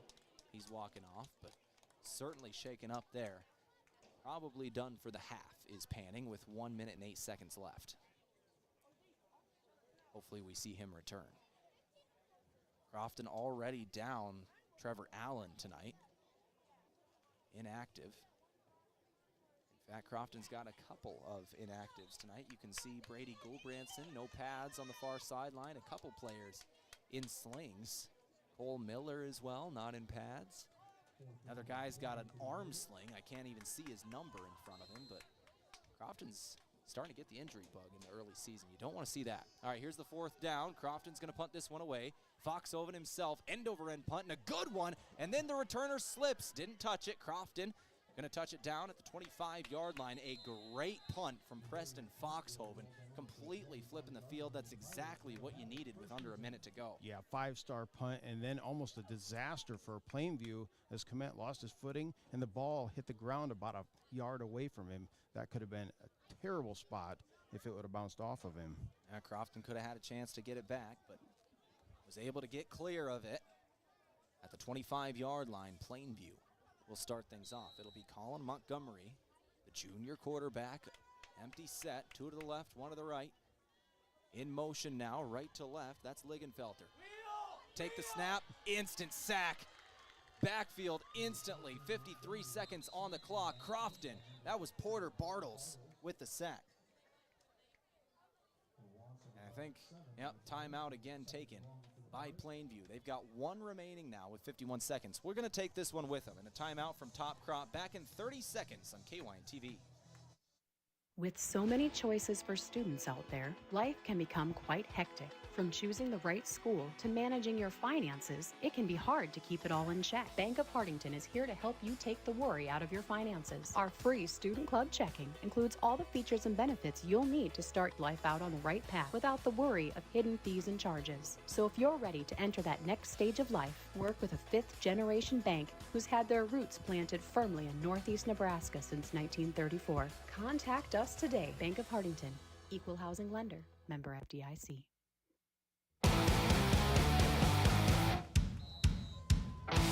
Second and long after the sack, 51 seconds on the clock. Montgomery in the backfield, he'll take the snap. Looking to throw, rush on him again, instantly hit as he throws, picked off. Foxhoven's got it. No. Ooh. They've got it. Crofton. Yeah, I thought he was saying no as well. That's why I oohed. But yes, it is an interception. Foxhoven able to bring that one in, but credit the pass rush again. I think it was the same guy. I think that was Porter Bartles off that left edge. Got a hand on the quarterback, threw off the throw. Free safety back deep in Foxhoven, able to bring that pass in. 46 seconds on the clock. Crofton, no timeouts, but everybody in very tight here. Knox Hagee in the backfield behind the quarterback. Foxhoven's going to roll to his left, looking to throw. Throw it downfield, and he's got Jackson, who catches it and goes down inbounds. The clock will run after the chains are set. 39 seconds on the clock. Crofton's got to hurry here. They get back to the line quick, fast, and in a hurry. Foxhoven under center. There's the whistle. Clock moves. Foxhoven snaps it 2 seconds later and spikes it. 2nd and 10 incoming. 35 seconds left in the half from the 16-yard line. Tell you what, that was a nifty little play, a little wheel route. Jackson slides out to the left side, well covered, but the timing was excellent between the quarterback and the receiver. Crofton goes for the spike there to stop the clock with 35 seconds. They want to take their time getting set up here on 2nd down. They got 3 downs at least with 35 seconds to go. Foxhoven under center, Jackson the tailback. Receivers out to the right, in line and panning. Dropping back to throw, 7-step drop. Foxhoven rushes on, scrambles out of the pocket and takes off. Down the left side, stays in bounds again, unable to get out of bounds. 25 seconds left and a gain of 5. 3rd down, you can't really spike it here. You only have 1 down left. They gotta run something. Maybe a quick throw to the outside, taking a lot of time to get the snap off. 15 seconds on the clock. They're going to swing it out to the right side. If you don't get in the end zone, you got to get out of bounds, and panning will not. 7 seconds on the clock. But did he get the first down? He's in. They signal like stop the clock. Yeah, they did stop it. 1st and goal, but he was. That's why they stopped it, is because he was in bounds, but he got a 1st down. So they had to set the chains, so the clock stopped momentarily. He was in bounds. 3 seconds come off the clock on the ready for play. They spike it again. 4 seconds. Crofton has really managed this end of game situation pretty well in terms of covering this clock with no timeouts, under a minute, and they've got 1 play to get in the end zone. 4 seconds on the clock. 2nd and goal. Forget the down marker. 1 play to get in the end zone to end the half. Here's the final play of the first half. They're going to roll out to the left. Throw to the end zone. Jump ball up, tipped. And it goes down, out of bounds. Nobody gets a hold of it. Plainview stands at the end of the half. It'll be 16-6. Crofton does lead, but coming away unsuccessful at the end of the half. Good defensive stand from the Plainview Pirates. Go ahead and stick around for our halftime show. We're going to go through all the stats from the first half. An exciting first half for the Crofton Warriors. They lead 16-6. Couple of scores by Tyson Jackson will headline our halftime stats. We'll come back with those in a couple of minutes and a look at our scoring plays. We'll also run through the out-of-town scoreboard, check some of the other games going on in South Dakota and Nebraska, and take a look at next week's games. All that coming up on your halftime show from Christensen Well. Back in a few minutes on KYN TV. Whether it's Friday night lights or Saturday game days, around here football is more than just a game. It's tradition. And just like your favorite team, Kaiser Ag and Irrigation works hard year-round to keep things running strong. From reliable Zematic pivots to trusted local service, we're here to help your operation perform at its best. This season and every season, count on a winning team in your field. Give them a call or stop into Kaiser Ag and Irrigation in Hartington, your local Zematic by Lindsay dealer, and a proud supporter of our student athletes. If you want a job where your work matters, you belong at Avera. Here, we've invested in our workforce because every Avera team member drives our health ministry forward, making a difference in lives and communities every day. We offer competitive pay, great health insurance, and even career opportunities. We're putting people first, including you. Search for local job openings and apply at avera.org/careers. Right now, Moody Motors in Nyborough has a great selection of 22 to 23 model Escape, Edge, and Explorers. A lot of times, people like to drive a couple different models to compare to see what fits their needs the best. The lower prices, and with interest rates that have dropped, makes now the best time to upgrade. Get your best deal at Moody Motors in Nyborough, saving people money for 70 years. You're in the mood for Moody. Credit union people are my people. Dreaming big, keeping life simple. Saving smart, living free. At Explorers Credit Union, you're just like me. We chart new trails, we stand tall. Together we rise, together we call. Credit union people are my people, it's true. And I found my crew at Explorers CU. Federally insured by NCUA. Visit ExplorerCU.com to join the journey today. Mount Marty is committed to excellence in nursing. We really go the extra mile to care for our students as a whole person. My name is Crystal Diedrichsen. I am an associate professor of nursing at Mount Marty. As a Catholic Benedictine university, we can incorporate God and prayer in our regular classwork and interactions with students. And in addition to that, we care about the students in other aspects of their lives. Start your journey at mountmarty.edu. From sunup to well after sundown, the life of a farmer is a matter of choices, and you have the choice to make the right decisions for your operation to succeed. The power is in your hands. At Security Bank, our lenders recognize the need to better understand your numbers and come up with a plan to keep your operation moving forward. You make the decisions. We make the tools to make those decisions easier. Security Bank, the right choice for the future of your operation. Equal housing lender, member FDIC. All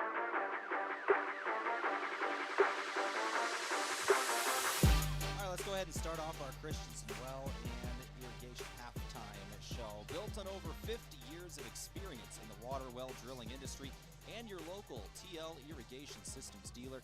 Visit them on Facebook or at christensenwell.com. Let's go ahead and run through our scoring plays here from this first half. There were 3 of them. Crofton gets 2 scores. They score the first and third, both conversions successful. Plainview scores in the first play of the second quarter. Scott, tell them to me. Absolutely. 6:45 of the first quarter, 3-yard touchdown run by Jackson. The 2-point conversion, Jackson put that one in again, and 8-0 quickly out in front is Crofton. Now in the second quarter, first play, 11:53 on the clock.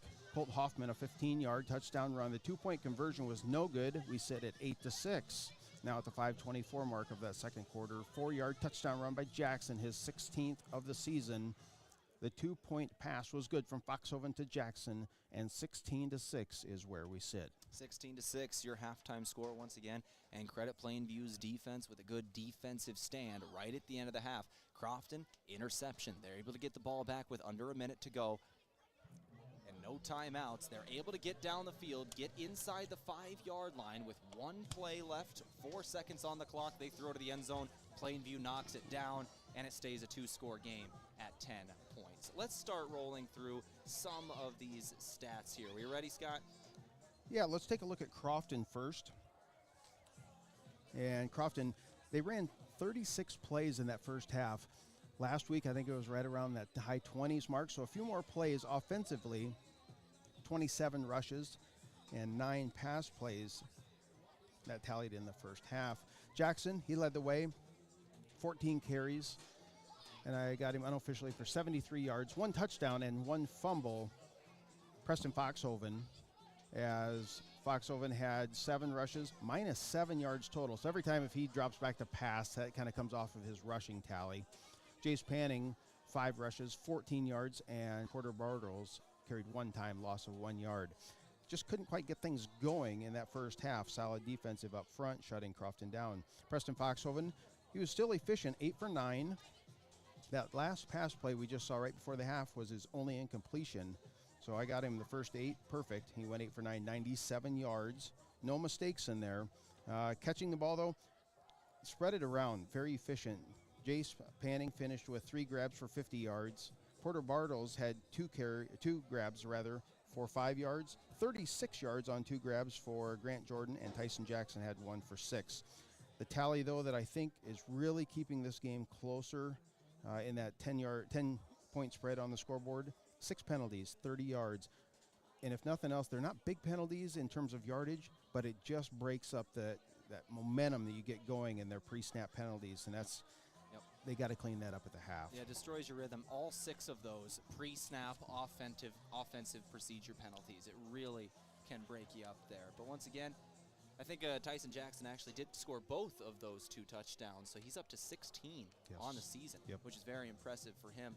We'll roll through Plainview after another break. We'll come back and keep things rolling on the Christensen Well and Irrigation halftime show. Back in another 3 on KYN-TV.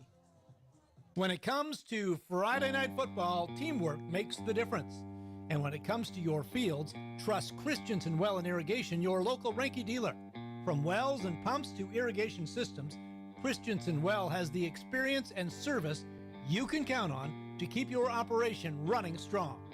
This season, keep your crops in winning shape with the field leader in irrigation.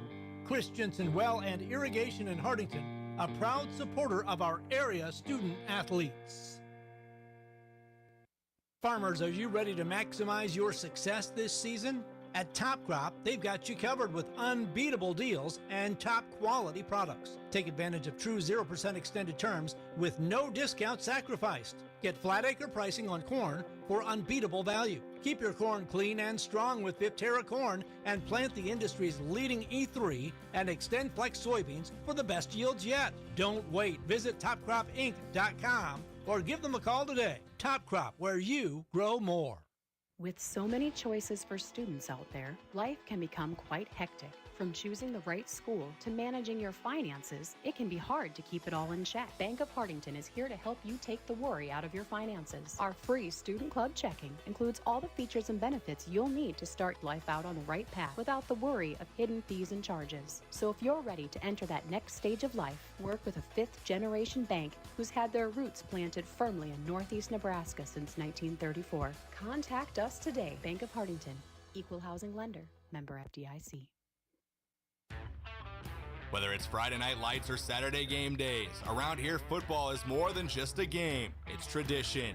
And just like your favorite team, Kaiser Ag and Irrigation works hard year-round to keep things running strong. From reliable Zematic pivots to trusted local service, we're here to help your operation perform at its best. This season and every season, count on a winning team in your field. Give them a call or stop into Kaiser Ag and Irrigation in Hardington, your local Zematic by Lindsay dealer, and a proud supporter of our student athletes. Credit union people are my people. Dreaming big, keeping life simple. Saving smart, living free. At Explorers Credit Union, you're just like me. We chart new trails, we stand tall. Together we rise, together we call. Credit union people are my people, it's true. And I found my crew at Explorers CU. Federally insured by NCUA. Visit explorerscu.com to join the journey today. Mount Marty is committed to excellence in nursing. We really go the extra mile to care for our students as a whole person. My name is Crystal Diedrichsen. I am an associate professor of nursing at Mount Marty. As a Catholic Benedictine university, we can incorporate God and prayer in our regular classwork and interactions with students. And in addition to that, we care about the students in other aspects of their lives. Start your journey at mountmarty.edu. 16-6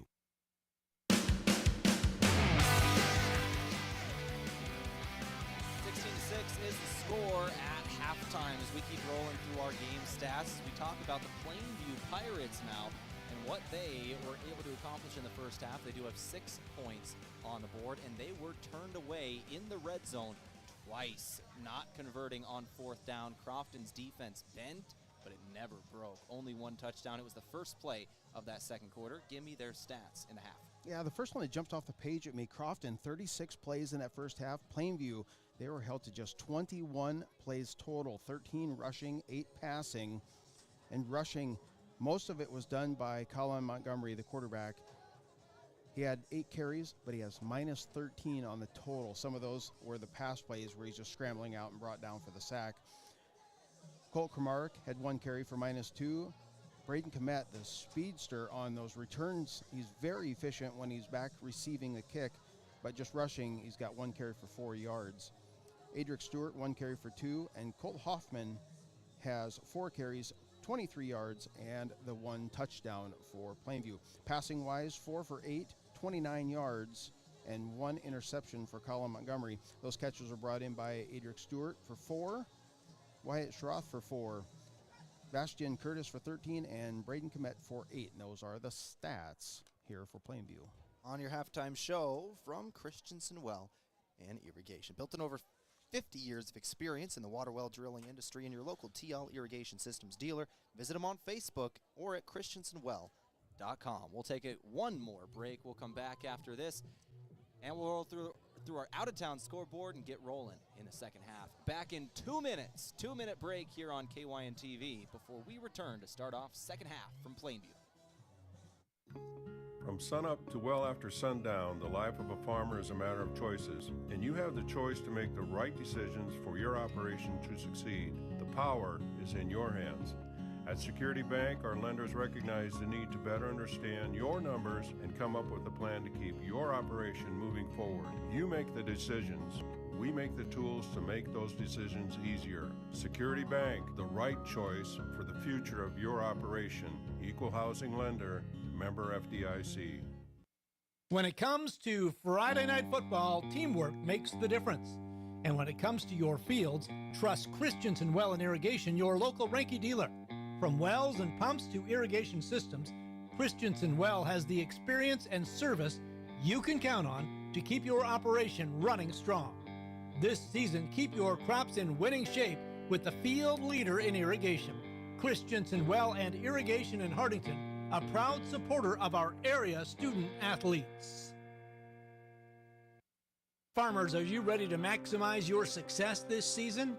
At Top Crop, they've got you covered with unbeatable deals and top quality products. Take advantage of true 0% extended terms with no discount sacrificed. Get flat acre pricing on corn for unbeatable value. Keep your corn clean and strong with Viptera corn and plant the industry's leading E3 and Extend Flex soybeans for the best yields yet. Don't wait. Visit topcropinc.com or give them a call today. Top Crop, where you grow more. With so many choices for students out there, life can become quite hectic. From choosing the right school to managing your finances, it can be hard to keep it all in check. Bank of Hartington is here to help you take the worry out of your finances. Our free Student Club checking includes all the features and benefits you'll need to start life out on the right path without the worry of hidden fees and charges. So if you're ready to enter that next stage of life, work with a fifth-generation bank who's had their roots planted firmly in Northeast Nebraska since 1934. Contact us today. Bank of Hartington, Equal Housing Lender, member FDIC. Back to wrap up our halftime shows. We take a look at our out-of-town scoreboard. Now brought to you by the Bank of Hartington. Where other banks have their branches, Bank of Hartington has their roots. Once again, this is a matchup top 10 in Class D1 out of north of 50 programs. Crofton at 4, Plainview at 7, 16-6. Your score. As we roll through some other scores in Class D1, there was actually quite a few 3 and 3:30 games today, which surprised me because it's so hot today. But we do have some final stats. Winside over NGSE 58-16. Summerland beats Madison. A little bit of frustrations after the loss to Crofton last week. 55-0. Hemingford over Bayard 64-0. Some West River schools there. Niobrara Verdigris beats Walt Hill 1-0 final. I believe a forfeit in there. And then some in-progress games. Central Valley over Stanton, 14-6. I believe Stanton, the runner-up from last year in Class D1, made it all the way to Lincoln, but 0-2 to start the season and trailing at half, 14-6. Wausau Osmond, 38-0 over Homer. Wausau Osmond looks pretty good this year. Hartington Newcastle leading Lutheran High Northeast, 37-6 as well. Any other big scores in D1 there? Bloomfield, as you mentioned there, 48-0 over that. That one jumped out at me. I was like, wow, Bloomfield's looking very, very good. Laurel, Concord, Coleridge, the Bears, 35-8 on top of Tri-County Northeast. Those are the games that affect around Northeast Nebraska. Jumping over to Class C2. The first one that's showing up on my schedule, I'm just surprised at this one. Number 1 ranked Bishop Newman trailing at the half, 14-7 to unranked West Point Beamer. I don't know what's going on in that game. I'll tell you what, ranked number 2 in the poll is Hartington Cedar Catholic. So if Bishop Neumann goes down and Cedar Catholic wins tonight, you got to expect they might be ranked number 1 in the state. How they're doing tonight? Yeah, Trojans, they're playing solid game, leading currently as by 14-12, 2 minutes left in the first half. Archbishop Bergen does have the football, though, and they trail by only 2 points. Another game, UTAN playing Malcolm 18-7. UTAN, they were in the top 5 last week. They've rotated out after a loss. Norfolk Catholic, number 1 for the last 4 years in a row, ranked number 4 this week. They are up at the half over North Bend Central, who is unranked, 21-12. Another Northeast Nebraska top 10 matchup, number 7 O'Neill against number 9 Ord, and at the half it is O'Neill on top by a touchdown, 27-20. And again, that game is currently at the half. A game in Class D2 quickly as we look into Northeast Nebraska. It was, don't you hate when your just won't update quick enough for you, Tehl? Why not? There we go. Just updated. Number 4, Why Not against number 2, Archangels Catholic, 16-14. Why Not is up by 2 points. That game is at the half in Class D2. One score to bring you out of South Dakota in our Riverfront Sports KYN-TV family, live also on KYN-TV YouTube on another channel. Yankton facing Douglas. Yankton ranked number 1 in the state right at the moment. They're looking like it. 56-0. They lead. It's not quite halftime yet over Douglas. About a minute left to go before that. 56-0. Yankton pouring it on. All right, we are ready to roll here. Second half action. The whistle blows. Crofton ready to put the foot to the football.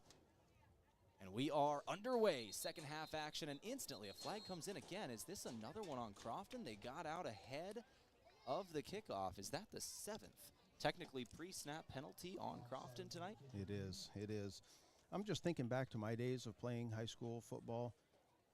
You run.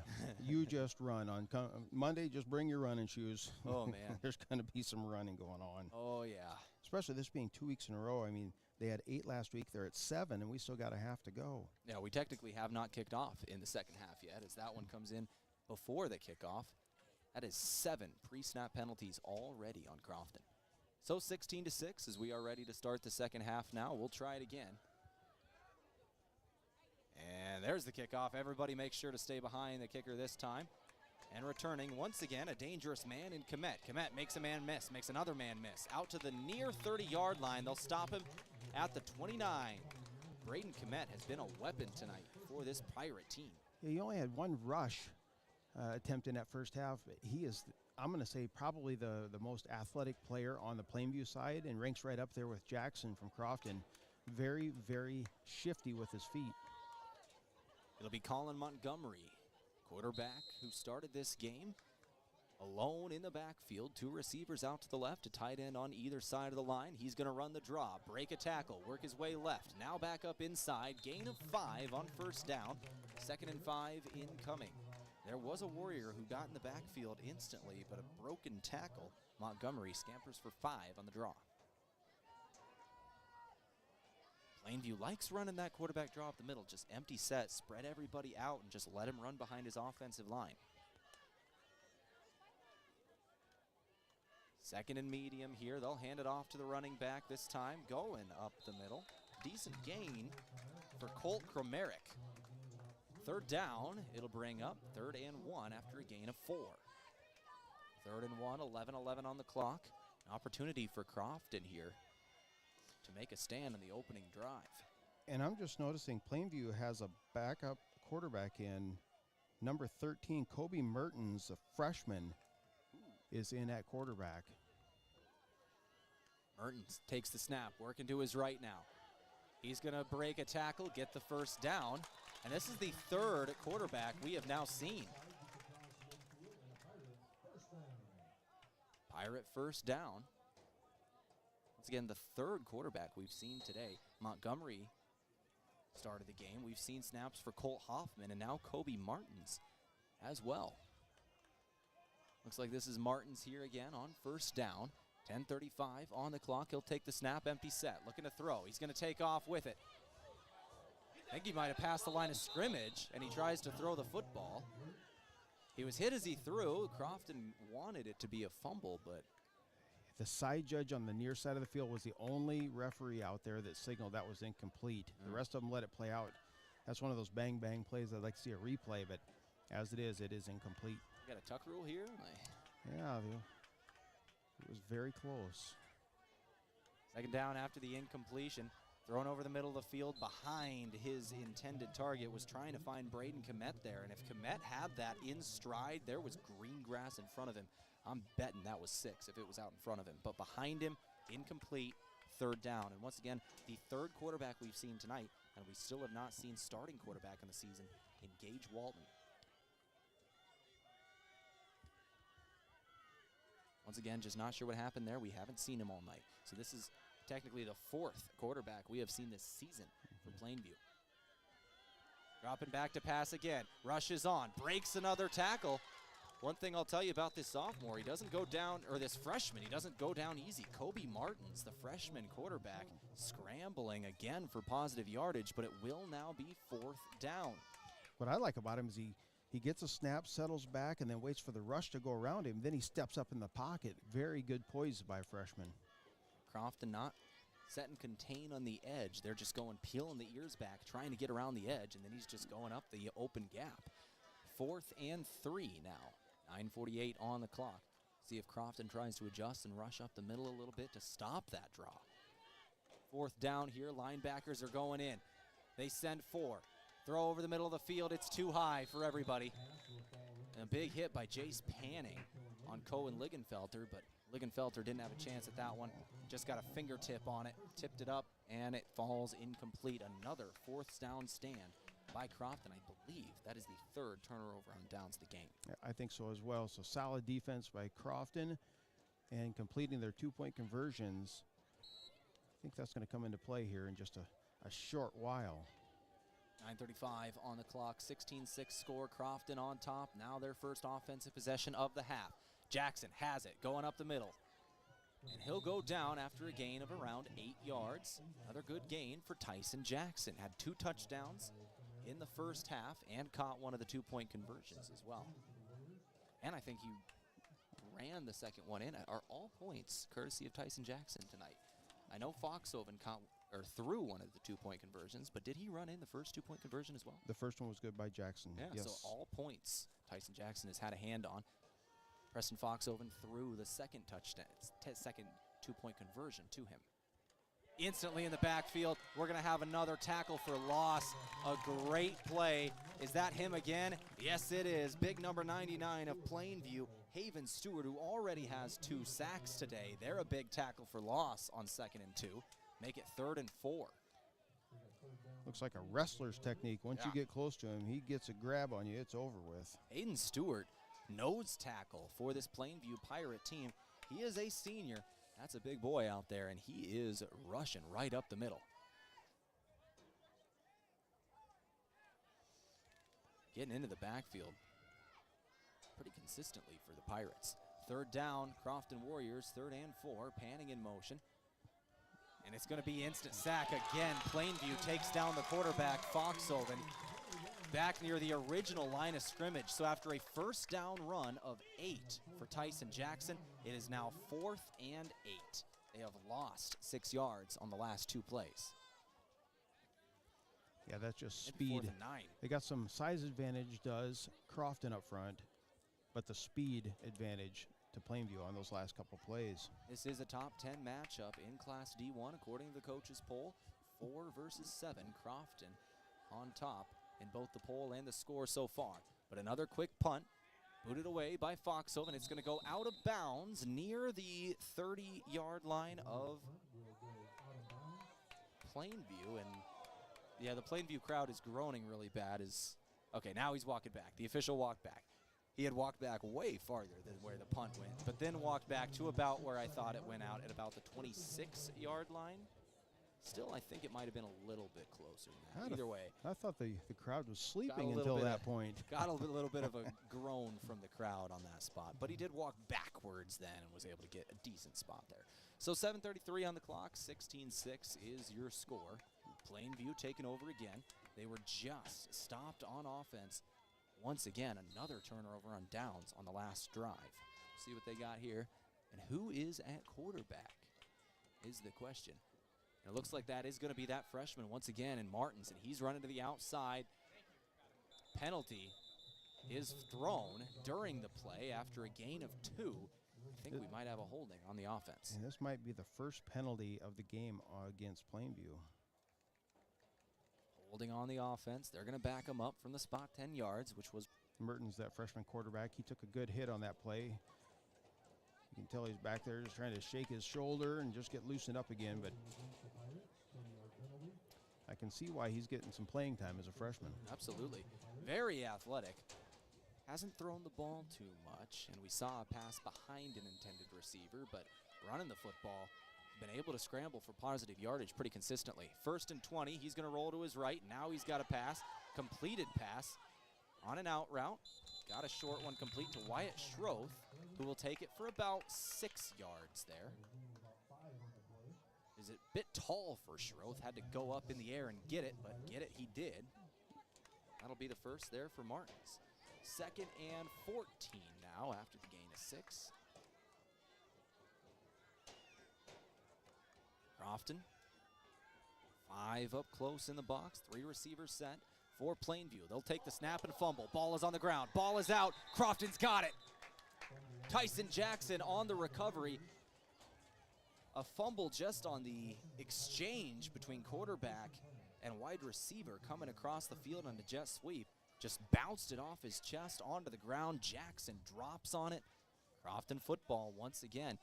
Fumbles have been big in this one, I believe. That is the 2nd one Plainview has lost. Crofton's lost one as well. I think that's the 5th or 6th total fumble in this game by both teams. That's a lot. As you mentioned, a jet sweep, it looked like it was very, very fast happening play, and it might have been a little too quick, and they couldn't handle that exchange.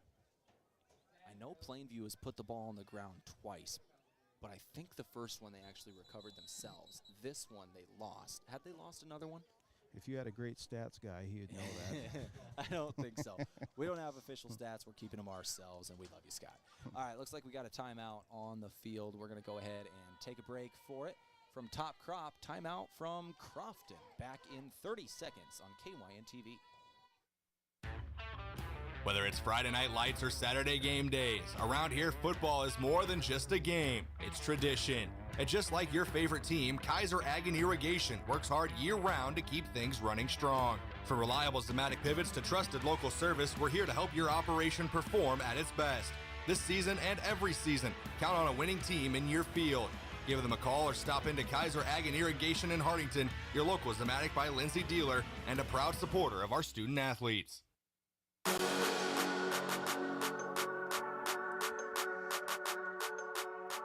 7:08 on the clock in the 3rd quarter. Crofton just got the ball back. And they took a little bit of time getting up to the football, had to use a timeout there. So they've got 2 left in the half, and now we're ready to start on offense. Jackson looks like he's in the Wildcat. He's going to take the snap off his knee and have to drop on it. Ball was on the ground again. Jackson is able to recover it, though. Snap goes just off his knee. Got to be in a low stance there. Be ready for the football. When you're receiving those snaps, some of these centers really get it back quick. Jackson just wasn't ready for it. Next snap, he's going to go under center here. Tyson Jackson was under center in the I formation. Ran it up the middle for a short gain. It's going to bring up 3rd and about 7. Question is, where is Preston Foxhoven? All right, now he's trotting out onto the field. They'll trot their quarterback out onto the field now on 3rd and 7.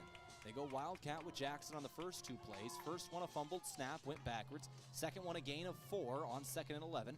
3rd and 7, now incoming. They're going to run that I again. Jackson will be the tailback. Foxhoven under center. Snap, handoff Jackson. Jackson moving to his left, now cuts upfield. Stays on his feet after an attempted tackle, and he is inside of the 6-yard line. 1st and goal, Crofton. He'll be right at the 6. Yeah, solid play there. A lot of contact right at the initial line of scrimmage, and Jackson just kept his feet turning, put his head down, and bull rushed into that first down. 5 minutes and 55 seconds left to play in the 3rd quarter. Crofton leading 16-6, and they've got 1st and goal. I again. Jackson, the tailback, you got to expect him to give it to him, and they do. Going off the right side. He's hit at the knees, taken down at the 2. 2nd and goal, Crofton Warriors. Jackson on the door of his 3rd touchdown of the night. He's got 16 on the season, averaging more than 5 touchdowns a game in the first 3. Same formation, it's the I with Jackson, the tailback. 2nd and goal from the 3. Going right back to Jackson off his right guard. He's going to go into the end zone. Once again, that's number 17 on the year for Tyson Jackson. Crofton's going to lead this ball game 22-6. 2-point conversion attempt incoming. They have converted both of their first 2. The first one on the ground. Back to Jackson up the middle. The second one, pass attempt to Jackson. Jackson with his 3rd touchdown of the game. He has accounted for every point for Crofton so far tonight. We'll see what they do on their 3rd 2-point conversion attempt of the game.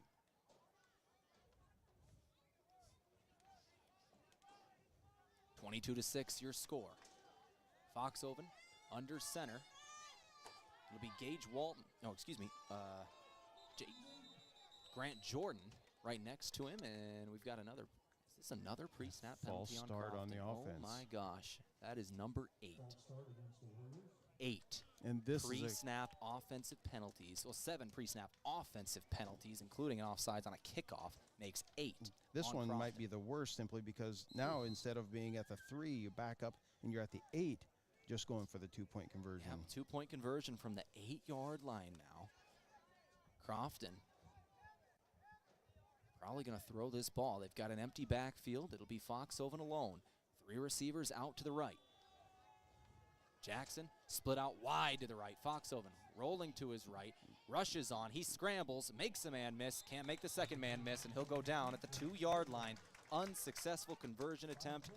Credit the pre-snap penalty. It bites Crofton there. But they still do lead 22-6 with 5:12 left in the 3rd quarter. Alongside Scott Ulrich, I'm Tehl Tanner. You're listening to Northeast Nebraska High School Football on KYN-TV. Credit union people are my people. Dreaming big, keeping life simple. Saving smart, living free at Explorers Credit Union. You're just like me. We chart new trails, we stand tall. Together we rise, together we call. Credit union people are my people, it's true. And I found my crew at Explorers CU. Federally insured by NCUA. Visit explorerscu.com to join the journey today.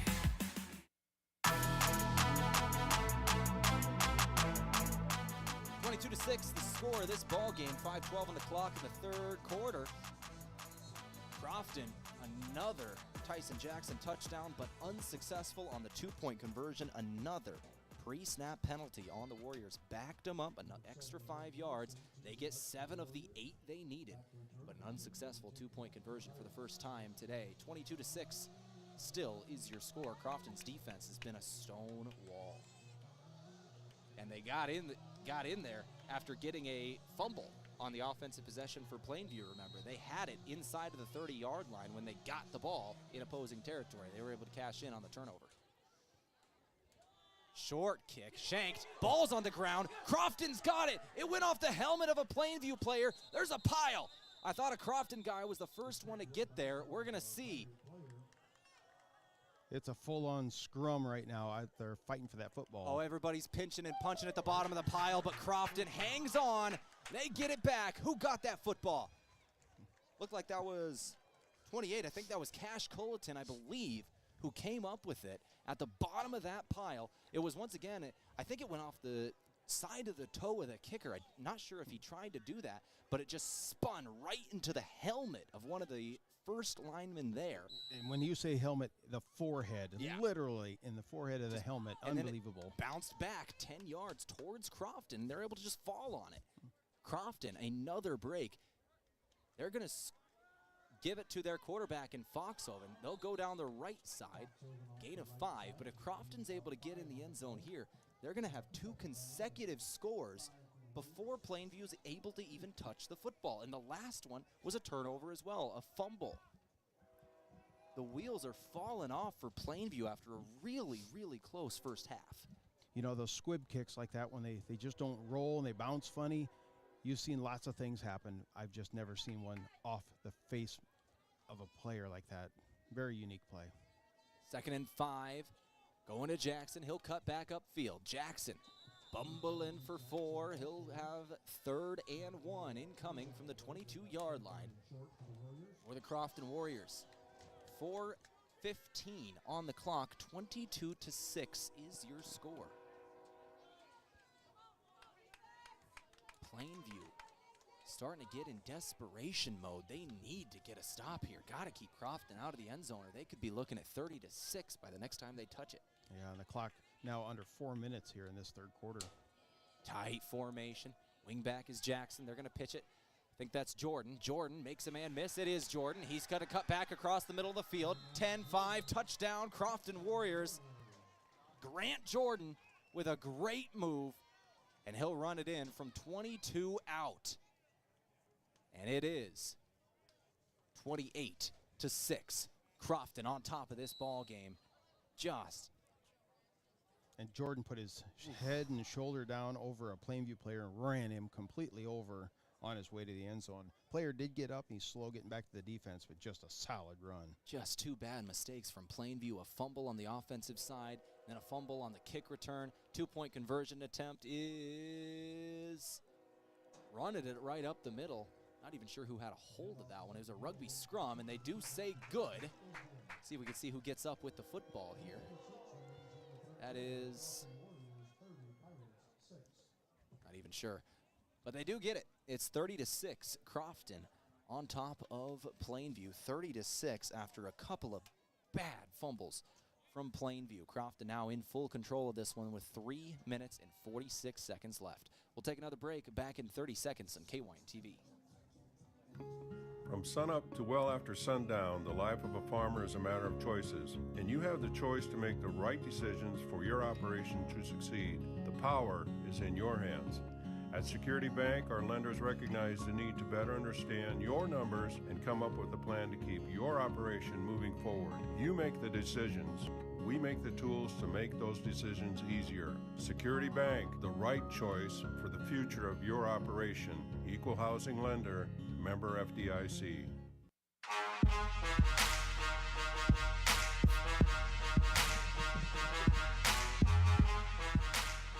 All right, back here in Crofton, 30-6 is the score of this, or in Plainview, excuse me, 30-6 is the score of this ball game as Crofton is on top. 3:46 to go here in the third quarter. Alongside Scott Ulrich, I'm Tehl Tanner here for KYN TV tonight. And Crofton, tell you what, this third quarter, it's been all Warriors. They put up 14 points now in just the last couple of minutes, both off bad turnovers from Plainview. Crofton's going to try the same thing. They have a short little squib kick. This time, Plainview is able to fall on it. That was number 3, Colt Hoffman, who grabbed that one. I did get word, by the way, on that last 2-point conversion attempt. It was Tyson Jackson again. They hand it to him up the middle, and they do convert that 2-point conversion attempt. 3:43 on the clock. 30-6 is your score. Plainview now takes over, and like I said earlier, they're starting to get into desperation mode. They have got to go get points here. And first things first, hold on to the ball. Yeah, the wheels coming off here in the third quarter. Now a freshman quarterback back in again for Plainview. And he's going to run it himself off the left side. Read option. He called his own number. Knocks a man to the ground. That freshman, he's got some strength to him as he runs this one for 7. That is Kobe Martins again. Freshman quarterback in, and the 4th quarterback Plainview has seen this season. Started off with Gage Walton, who is inactive tonight for reasons unknown. We just haven't seen him. Colin Montgomery started this game. We've seen a lot of snaps from Colt Hoffman, and now it is Kobe Martins. Martins drops back to pass. 3-step drop, throws deep over the middle of the field. Got a man, caught inside the 10. Cohen Ligenfelter with the catch. A dart from the freshman quarterback in Kobe Martins.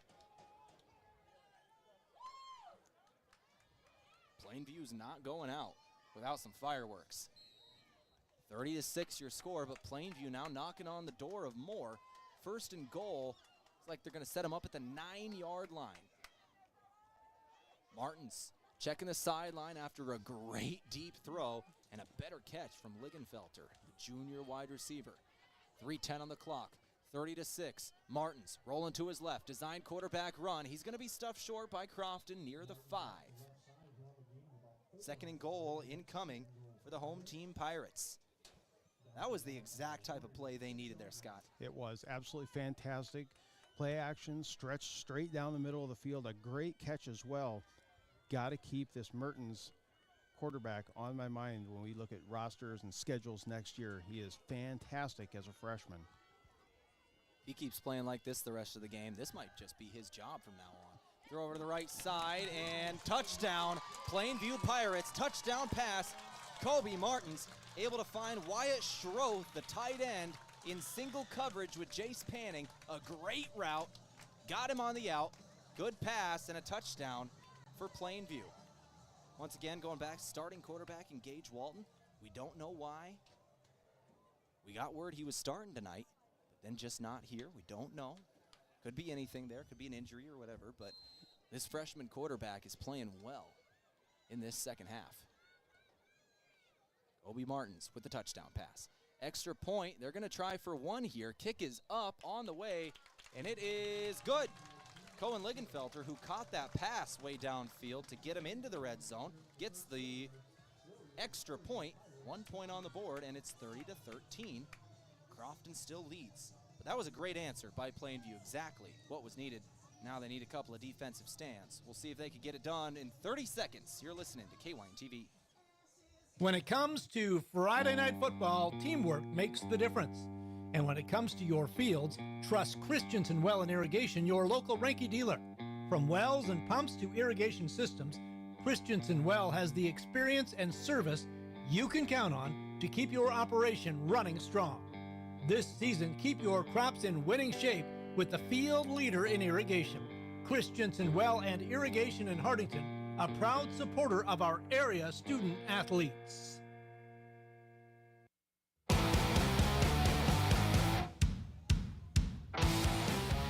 2:32 on the clock, 30-13, the score of the ball game. Plainview with a great drive in answer after a couple of fumbles, bad turnovers that lead to 14 straight points for Crofton to start the half. All of a sudden, they score in the second half as well. 30-13 your score, and they'll kick this next one into the end zone. It'll be a touchback. Crofton will start at the 15. But we'll go back to it. It was Kobe Martins, that freshman quarterback, coming in, throwing way downfield, finds Cohen Ligenfelter at the 9-yard line. A catch and run of about 40 yards, I believe it would have been. Do you have an official count on how deep that throw was? Yeah, I put 42 on it in the stats. It was a fantastic play there, and kind of a diving catch. The wide receiver just fell to the ground as soon as he got it, so outstanding 42-yard passing catch. 2 plays later, it was Kobe Martins throwing to his right, finding Wyatt Schroth, the tight end, on an out route in the end zone for the touchdown there. So 2:32 on the clock. Crofton gets it back. They just got hit. See how they respond. They do have the lead here with 2:32 to go in the third. Jackson in motion. They're going to swing it to him out the left. He has blockers, but a great follow through from Plainview. They stop him at the line of scrimmage. Flag is down. This one during the play, and it's another one on Crofton. I think this might be the first penalty during a play on Crofton tonight. Their 9th total in the ball game.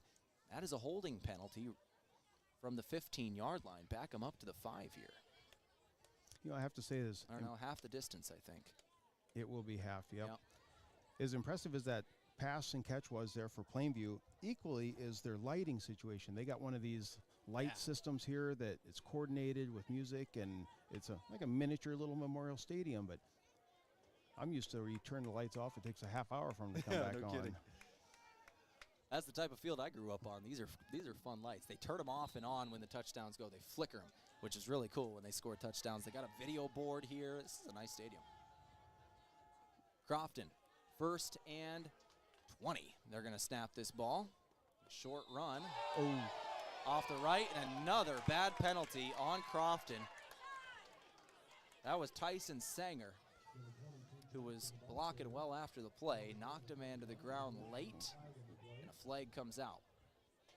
Crofton's going to get backed up again. That's the 10th penalty of the ballgame. Yeah, there was 14 players all in one I'll call mashup, stopping the ball, and Sanger and another player off all by themselves, and he just came in and blindsided him. Might have heard the crowd reaction here from the Pirate faithful. They did not like that one.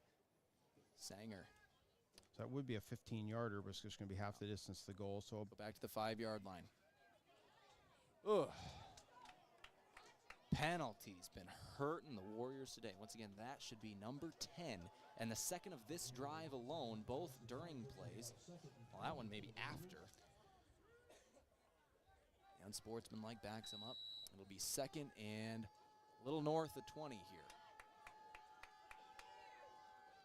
Handed off their running back, Jackson, who instantly trips and goes down at, I think, the 4. No, that was actually not Jackson. That was Grant Jordan. Grant Jordan tripped instantly, goes down, and that's going to be third and very long for Crofton. At this point, you just got to get some space for your punter. You might not even get all of it, but you're backed up inside your own 5-yard line. This is dangerous territory. It is, and it's one of those, Crofton just took command only a couple minutes ago, and now you put yourself in deep trouble here if you don't at least give yourself a little bit of room. 1:30 on the clock. Snap from Crofton. They're going to run it up the middle with Foxhoven, their quarterback, and he's going to go down right at about the 5. 4th and 20 for the Crofton Warriors. They're going to be punting this football. Plainview should have great territory. It's going to be Brayton Komet, who has been a dangerous returner all game long, every time he gets his hands on it. And he's sitting at the 35-yard line, maybe the 40 of Crofton. Crofton needs a great punt here and good coverage. It'll be Foxhoven. Take the snap, instantly kicks it away, and it might have been partially blocked. It's again, Crofton, they only line up their punter, and your quarterback just stands in shotgun. He's about 4 yards behind the line of scrimmage. Plainview Pirate got in the backfield, just jumped at it. I think you might have got a hand on it. Got to back the punter up just a couple more yards to it. Yeah, the way that ball kind of came off funny and went almost straight left and into all the Plainview Pirate players, it sure looked like somebody got a hand on it. So Pirates setting up inside the 30-yard line of Crofton. We're still in the third quarter. 41 seconds left in the third. Crofton does lead 30-13. Now that's 17 points. A good note for Plainview, not going for 2 on that last conversion attempt. It keeps it a 3-possession game here. Kobe Mertens takes the snap, looking to throw, gets rid of it right as the rush gets to him. Completed pass.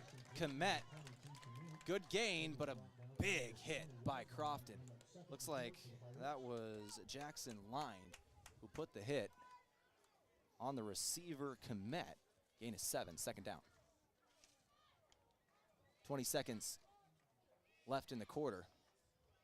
Martins ready to snap this one alone. Shotgun, empty backfield. Takes the snap, runs it up the middle himself, and a great move, able to find some space. First down run to the 15-yard line, where he is then stuffed with 3 seconds to go. They'll move the chains, start the clock again, and that should do it for the third quarter. In the red zone is Plainview, down 17 as we end the third. Crofton's got to lock in here for the fourth if they're going to hang on. A top 10 matchup rolls on. We've got the final stanza up in 60 seconds. 30-13, Crofton leads on KYN TV. Farmers, are you ready to maximize your success this season? At Top Crop, they've got you covered with unbeatable deals and top quality products. Take advantage of true 0% extended terms with no discount sacrificed. Get flat acre pricing on corn for unbeatable value. Keep your corn clean and strong with Viptera corn and plant the industry's leading E3 and Extend Flex soybeans for the best yields yet. Don't wait. Visit topcropinc.com or give them a call today. Top Crop, where you grow more. With so many choices for students out there, life can become quite hectic. From choosing the right school to managing your finances, it can be hard to keep it all in check. Bank of Hardington is here to help you take the worry out of your finances. Our free Student Club checking includes all the features and benefits you'll need to start life out on the right path without the worry of hidden fees and charges. So if you're ready to enter that next stage of life, work with a 5th-generation bank who's had their roots planted firmly in Northeast Nebraska since 1934. Contact us today. Bank of Hardington, Equal Housing Lender, member FDIC.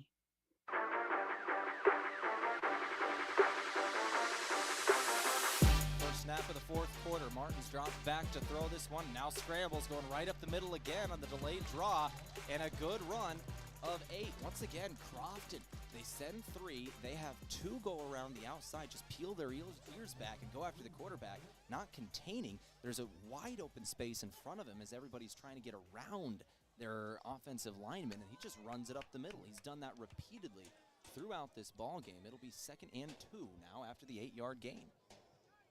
Great scrambling, great awareness from Kobe Martins. Martins ready to take this snap now. He'll hand off to nobody. Broken play, and now just runs it up the middle himself. He turned to his left to hand it off, and there was nobody there. The guy went right, and he just had to take it forward. Ended up getting positive territory. It'll be 3rd and 1 now on the broken play. 2-yard gain for the freshman quarterback. Yeah, that play is called uh-oh. He just knew right away. He felt it like, oh, there's no one there, and the running back was on the opposite side. So just, yeah, get what you can. 3rd and 1 from the 11-yard line in Crofton. No, the 6-yard line from in Crofton territory. Martins takes the snap inside the 5, inside the 2, bangs into the end zone. Touchdown, Martins. Once again, Plainview not dead yet. It was 30-6 just a few moments ago. 30-19. Plainview's within 2. Conversion attempt incoming. Looks like they're going to go for 1 again here. Trying to kick this extra point. Cohen Ligenfelter ready to try the point after.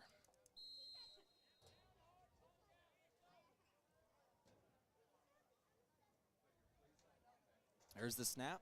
Hold is down. Kick on the way, and it is good. 30-20. 10-point advantage. Plainview's right back into this thing as we start the 4th quarter.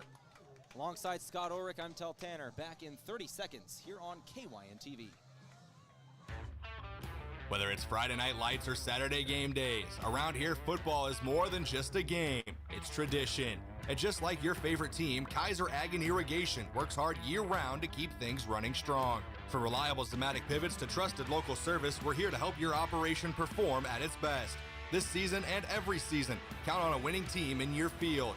Give them a call or stop into Kaiser Ag and Irrigation in Hartington, your local Zematic by Lindsay dealer, and a proud supporter of our student athletes.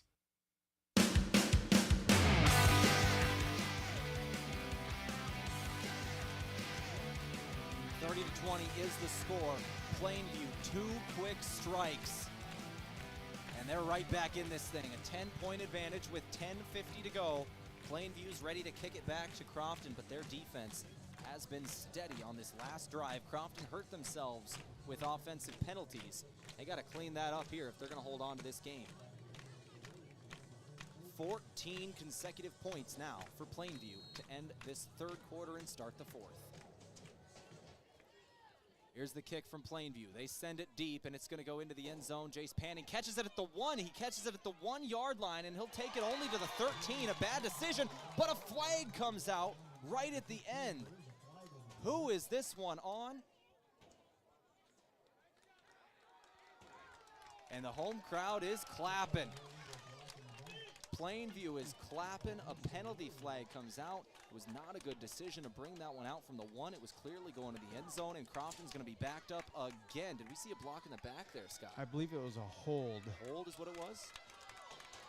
Wow, that'll be the 11th penalty on Crofton. Nope, block in the back. You're block in the back, corrected, yep. Block in the back, Crofton. They're backed up half the distance to the goal, and they've got it in their own 7-yard line.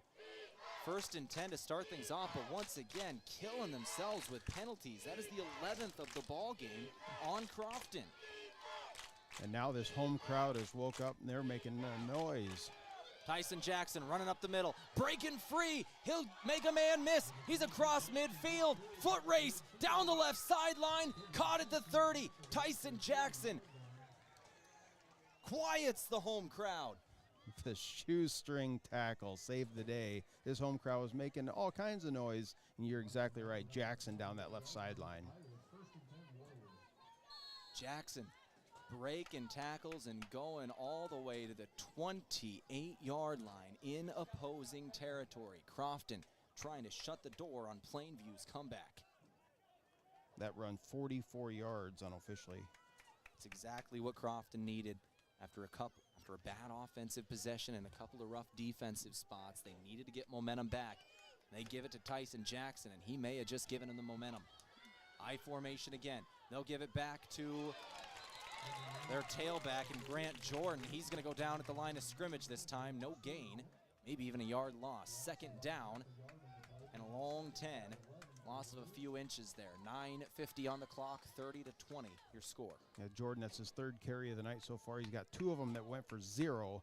One did go for 22 yards and a touchdown, though, and that was took place in the third quarter. Right.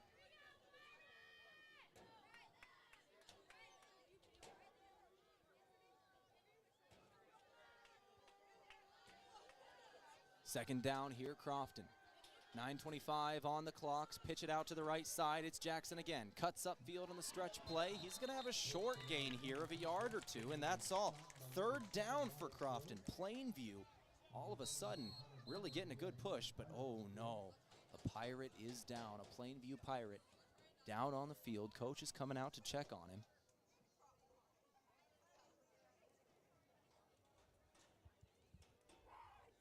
Coaches and trainers coming out to check on the young man. Certainly hope he's okay as we take a moment here. 9 minutes and 12 seconds remain in this ball game. 30-20 is your score. Crofton up by 10 right at the moment. Once again, a Pirate is down. In the meantime, let's go ahead and take a look at some of our stats here since halftime and kind of see where we're sitting, Scott. Yeah, the first one jumps out at me. Obviously, we talked about the bell cow, Tyson Jackson rushing the football for Crofton. So far, he has unofficially 24 carries on the night, and he is definitely over the 100-yard mark with that 44-yard carry. I got him unofficially at about 125 yards. That's leading the way for Crofton. Foxhoven, he's got back to 0. He was negative yards in that first half. And we got him 10 carries. He's gotten to positive yards. Jace Panning, been quiet. Hasn't got any rushes here in the second half, but he's definitely out. He was out there, got kind of dinged up at the end of that first half, and he went out. We just haven't seen any offensive production from him. We'll see how that goes and as we get into this fourth quarter. Turned back to the field. Player is still down but sitting up. Now is being helped to his feet. That is Hunter Meyer, junior linebacker for the Plainview Pirates. He is coming off the field under his own power with his helmet in his hand. Hunter Meyer fist bumps a teammate. He's going to try and walk this one off with a bottle of water in his hand. Coach comes out to check on him, gives him a pat on the shoulder. We'll see if we see him again. Keep an eye on 41 for me, Scott. We're back into it. Third down. Tyson Jackson gets the handoff. Short gain again. It's going to be fourth down at the 25-yard line of Plainview. This is exactly the chance the Pirates needed here. 4th and 7, Crofton.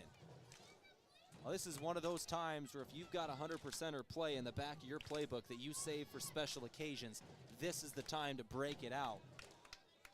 And we've seen Crofton try to do a couple trick plays, and they did not work in that first half. We'll see what they dial up here on fourth down. Under 9 minutes to play in the fourth. 10-point advantage. Crofton going for it on fourth. They take the snap. Foxhoven rolling to his left. Throws downfield. Tipped. Incomplete. Plainview still alive. Wyatt Schroth tips that ball.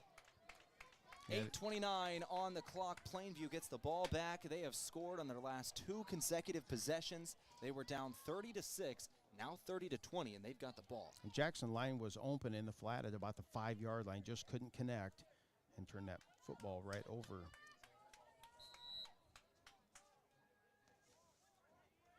Plainview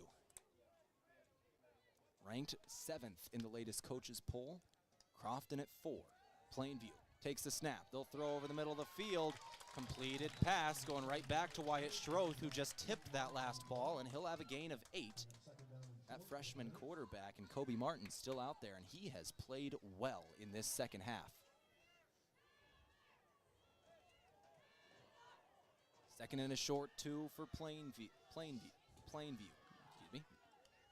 Plainview Pirates, once again, Martins takes the snap, throws to his left, same man, wide receiver, takes it down the left sideline, broke a tackle, is forced out of bounds just across midfield near the 34-yard line. Went to Schroth again, broke a tackle, took it for a few down the near sideline.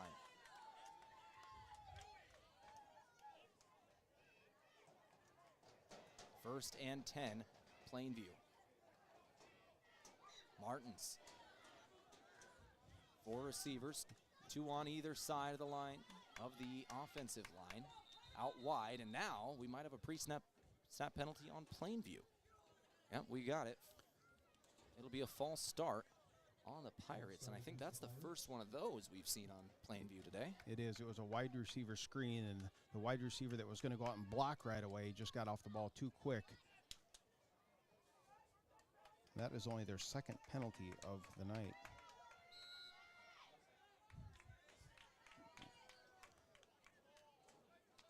First and 15, and now incoming. Martin snap, alone in the backfield. Quick throw out to the right side, and it is off the hands. Adric Stewart was trying to catch a screen, a little curl route of 2 yards. Had man blockers out in front of him, bounced off his hands. He did the thing that even NFL receivers do. Took his eyes off the ball, looking for downfield to make his next move. Got to look it in. Second and 15 after the incompletion. 7:51 on the clock, 30-20 score. Plainview down 10 but driving. Second and 15. Running back screen this time, and it goes nowhere. Braden Komet taken down. I think he even lost a yard there. Crofton all over that. Is that Sanger? It was Sanger. Sanger in perfect position there. Running back caught that one right in front of him, just grabbed him and took him down. Loss of a half yard, third, just north of 15. 7:25 on the clock. Penalties can be drive killers. We'll see what they got here. And another pre-snap penalty, another false start on Plainview. That is their second false start in 3 plays. These are drive killers. It's going to be 3rd and 20, Scott. You got to wonder if Crofton isn't going, yeah, how do you like it? Those penalties, they are drive killers, especially now. We're about the 7-minute mark in this game. This is hurting Plainview terribly as they're now 3rd and long. 3rd and very long. 20 yards they need. And they're down 10 in the ball game. Rushes on instantly. Stiff arm. The quarterback gets away. Gonna run it himself. He'll gain only 4 before he goes out of bounds. Credit the rush by Crofton. They got in the backfield instantly, threw off the play. Quarterback had to scramble, and that's going to bring up 4th and very long. 6:50 on the clock. Plainview does have all 3 timeouts. And they're at midfield. They're at their own 39-yard line. 40 is the midfield stripe once again. An 80-yard field and 8-man football. I think they're going to go for this one here. 10 points is the advantage for Crofton. 6:30 on the clock. They have all timeouts, but they are looking like they're going to go for it here. On 4th and 17. Rolling to his right. Quarterback rushes on him again. He's got to scramble, trying to get rid of it. Gets the pass away, and it is knocked away by Crofton. Flags are flying everywhere. Jace Panning was early. Yeah, that's a correct call. The fans here at Plainview, they jumped up immediately, wanted a flag. Came in from the side judge. If the call is on Panning, I believe he did get there a little bit early. Panning delivered the hit to the receiver, who gets up slowly, walks off the field, waiting for the official call. It was Schroth, by the way, who was targeted there. Number 7, Wyatt Schroth. Credit the freshman quarterback. He scrambled and just got out of the grasp of a Crofton defender. Should have went down for a 10-yard loss and made something out of that play. Pulled some magic in the backfield just to get the throw away. And they're going to walk this one off. So it'll be 4th and 2. So once again, a new rule in the last couple of years. Pass interference is not an automatic first down in Nebraska high school football anymore. A decision I personally disagree with, because now after that, it is 4th and 2. Correct. It's still 4th down. Crofton can still get off the field here, so that is good news for Crofton fans, that new rule change over the last couple of years. Martins in the shotgun. Takes the snap on 4th and 2.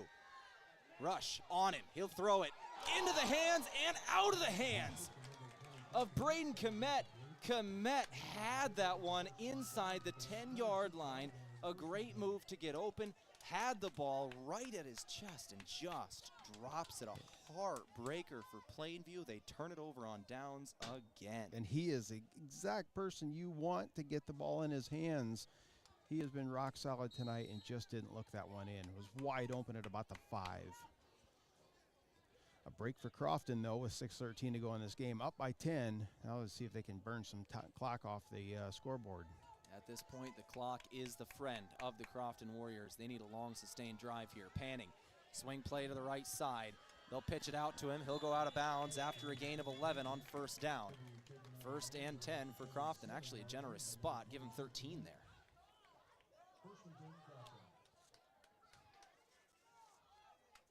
Crofton already near midfield at the 37-yard line in their own territory. 6:05 on the clock, 30-20 your score. Crofton on top of Plainview.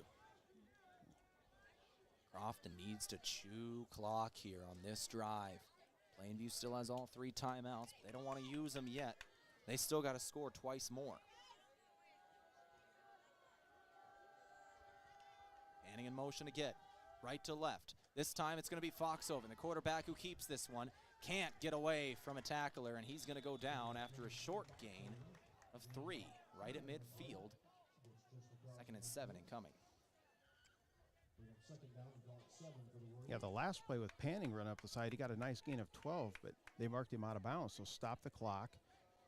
And it just was sitting there. Now, this one, they stay inbounds. Clock now tick-tock with 5.5 to go.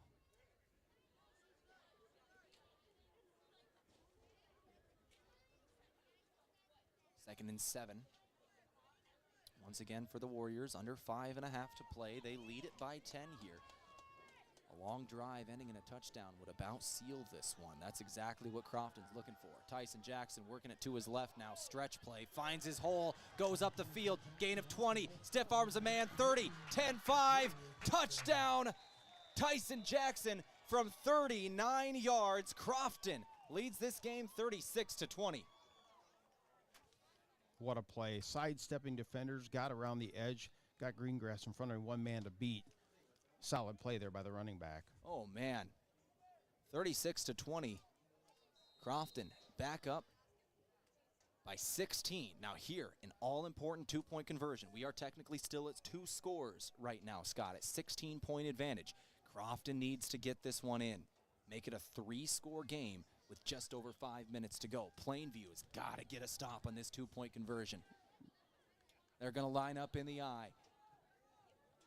Strong eye, it'll be Jackson, the tailback. They hand it to him right up the middle, and he'll walk into the end zone virtually untouched. Great blocking from the Crofton Warriors. They lead by 3 scores with 5:08 on the clock. 38-20, your score. Alongside Scott Ulrich, I'm Tehl Tanner. This is Northeast Nebraska High School Football on KYN-TV. If you want a job where your work matters, you belong at Avera. Here, we've invested in our workforce because every Avera team member drives our health ministry forward, making a difference in lives and communities every day. We offer competitive pay, great health insurance, and even career opportunities. We're putting people first, including you. Search for local job openings and apply at avera.org/careers.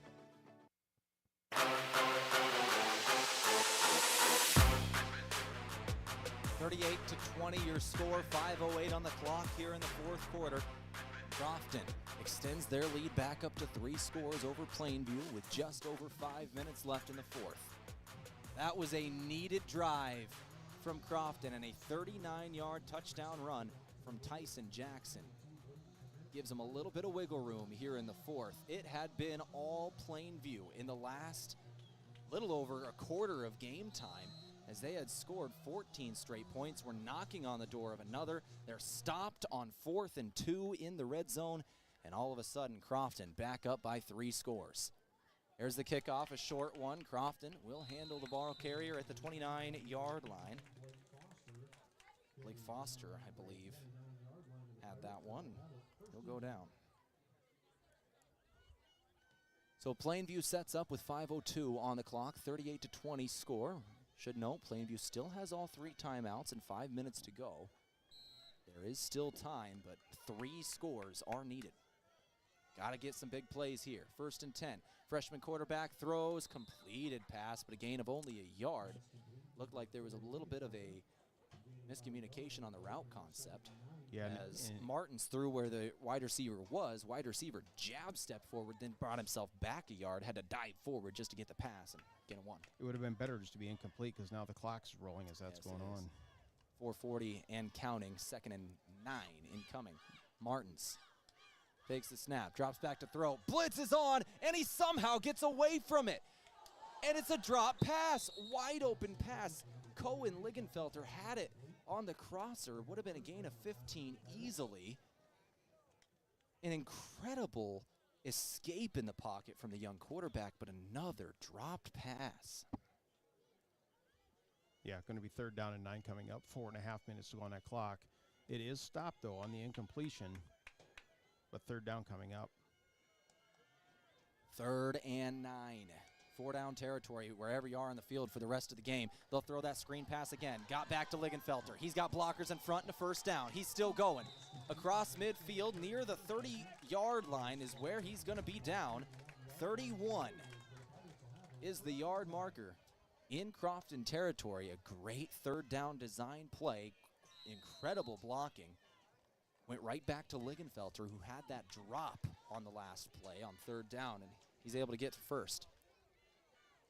I always like going back to players after a mistake, and he cashed in there. Yeah.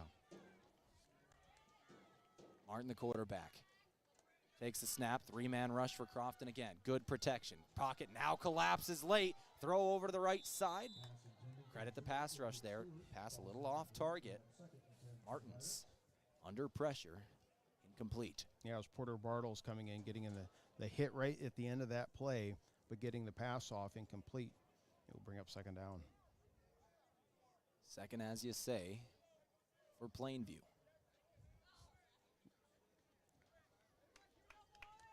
2nd and 9 from the 31-yard line in Crofton territory. 2 receivers set on either side. They'll send 4 out deep, throw over the middle of the field, and another drop pass. Adric Stewart had a chance at that one, was a little far out in front of him, but had a hand on it. 3rd down after the incompletion. Drop passes in this 2nd half. I mean, Plainview had 14 straight points, and since then, drop passes have been the name of the game. Yeah, very, very tough position. It was a dropped open pass on 4th and 2 when they were back in the red zone in Crofton territory on their last drive. A couple of drop passes here. 3rd down.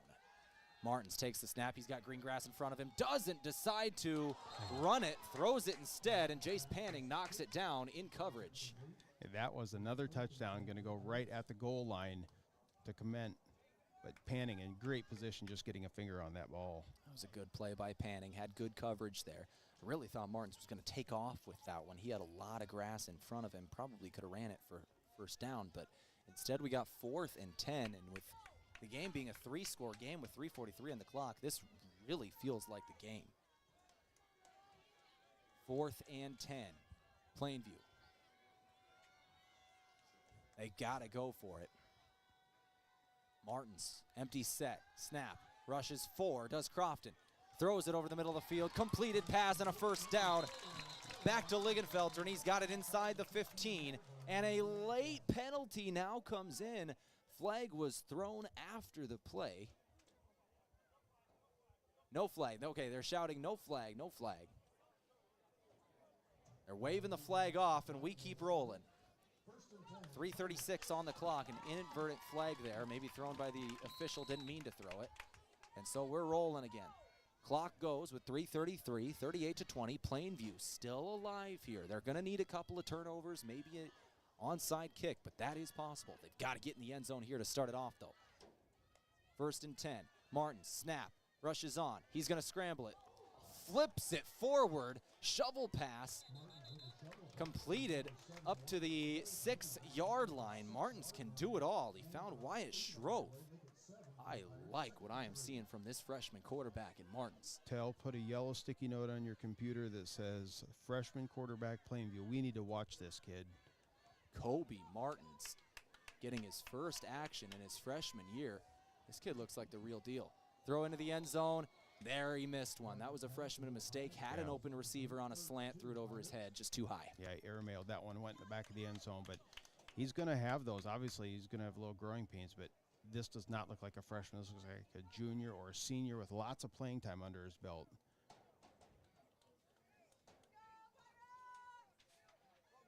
I'm going to put 3rd and 2. myself notes. We are going to have a matchup of Plainview and somebody next year on the schedule, guaranteed.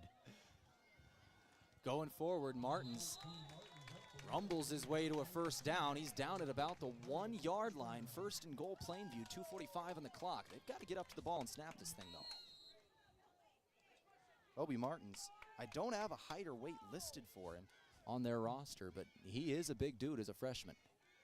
Going right up the middle, push, and he is... I think he's in there, I believe. Oh, he's so close. I thought he was in. He was on top of his lineman and scrambling forward. He was not on the ground. And I think they're going to mark him short on the inches marker. I thought he had that. As he was not on the ground, he was on top of a lineman and still scrambling for it. But they're going to try it again. Go right back to him. Quarterback sneak. Second effort. I don't think he's got there. Crofton's got him stuffed short again inside the 1-yard line. It'll be 3rd and goal. And the clock is now ticked under 2 minutes to go. See if they switch things up now to the Pirates. It is 3rd and goal from inches. It looks like they're going to go back into the shotgun now. On 3rd and goal, 2 inches from the end zone. Kobe Martins, empty set, takes the snap. He's going to run it on the draw, and this time he gets there. Touchdown, Plainview Pirates with 1:42 to go. It'll be 38-26, 12-point advantage, Crofton. We're going to see an onside kick incoming. They still got to score twice more. They have 3 timeouts.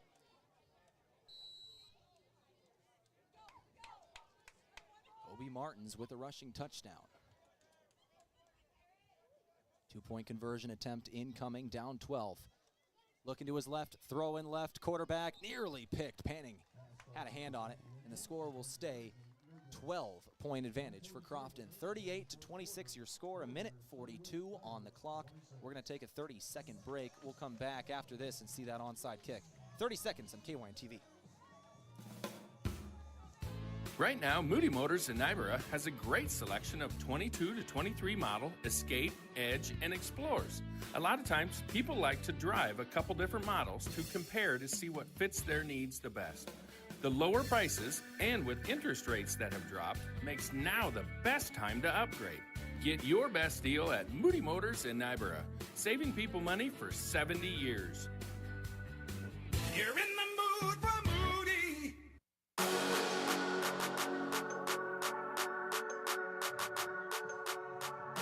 Here we go, onside kick incoming for Plainview. If Crofton gets the ball back, they need only a first down or 2 to ice this ball game. Plainview does have all 3 timeouts, but they'd have to get a 3 and out if Crofton is able to get this ball back.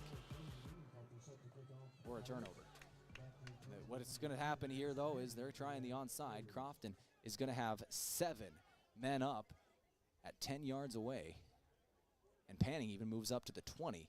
For the squib kick. It'll be Cohen Ligenfelter to kick this one away for Plainview. And here it is with 1:42, 12-point game, and I think Plainview got ahead of the kicker there. They had somebody off sides running too quick. So they're going to back up 5 and try it again.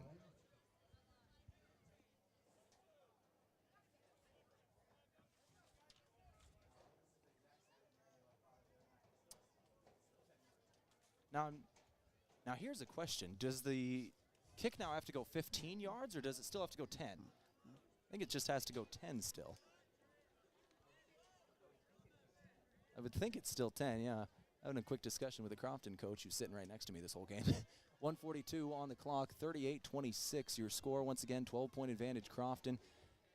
And Crofton's lining up 10 yards away from it. Everybody up tight, ready for this one. Ligenfelter, there's the kick. Bounces into the arms of a Crofton Warrior. They're able to jump on that one. It's Trace Tramp, the junior, who brings that one in, and Crofton is only a first down or 2 away from icing this ball game. They're up 38-26. Plainview has all 3 timeouts. Plainview can still get the ball back if they're able to force a 3 and out and a punt or force a fumble. Crofton has had trouble with ball security tonight, Scott. Yeah, they have. A lot of balls have been on the grass, as we mentioned. 6 or 7. We're kind of guessing both teams combined. Yeah, we kind of lost track as there were so many there in the first half as well. So they can just get the exchange or the center to quarterback exchange here. They should be in a good position. So here's the first down play. Jackson in motion. They're going to pitch it. Bartles going to the right, and he is going to stay in bounds. Takes a big hit near the end of the play, but he will stay in bounds, which is a good thing. Or did he not?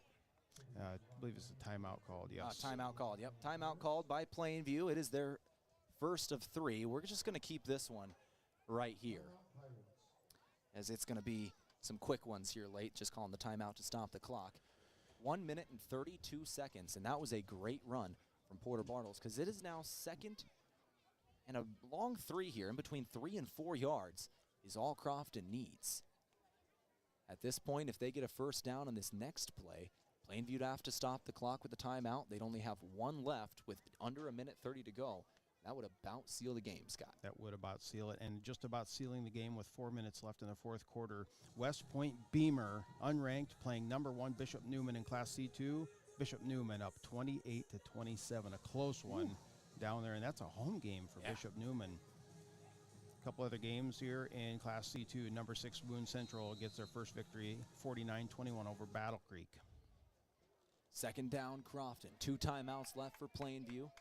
Second and we'll call it 4. Handoff Jackson. Jackson hit right at the line of scrimmage. He's going to go down for a short gain. Timeout going to be called by Plainview again. They've got a chance. It'll be 3rd and 3. Crofton 3 yards away from sealing this ball game. And if I'm Crofton, I'm taking it twice. I'm going for it on 4th down here. I am running this ball twice and trying to seal this ball game. You're already in opposing territory at their own 33. So Plainview would have to go down the field twice. It is still a 2-score game with 1:26 on the clock. Plainview has 1 more timeout. I'm running this thing twice. I'm giving it to Tyson Jackson, my star running back. Get that 3 yards over these next 2 plays. Yeah, just close the game out. Absolutely. Another update here in Class C2 in Nebraska. Number 10 Archbishop Bergen playing Cedar Catholic, the number 2 ranked team. That game played at Midland University down in Fremont, and with 4 minutes to go in the fourth quarter, Cedar Catholic on top 21-20, but Archbishop Bergen is driving.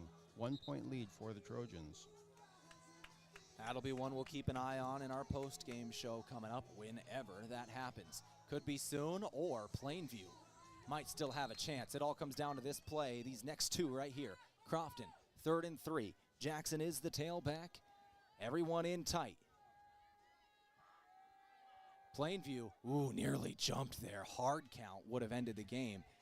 There's the snap. Jackson going forward. He's got a push. He's across the marker. First down, and Crofton is going to win this ball game, Scott. Yep, that's going to seal the deal there. Only 1 more timeout left. Chains move, reset the down marker, and Crofton should be able to run this clock out. Not even sure Plainview is going to take the last time out. It doesn't matter. They'd stop it with 1:20, and Crofton only have to snap it twice. Crofton going to win here in Plainview as they assume victory formation, not without some late game drama. However, Plainview nearly making that comeback.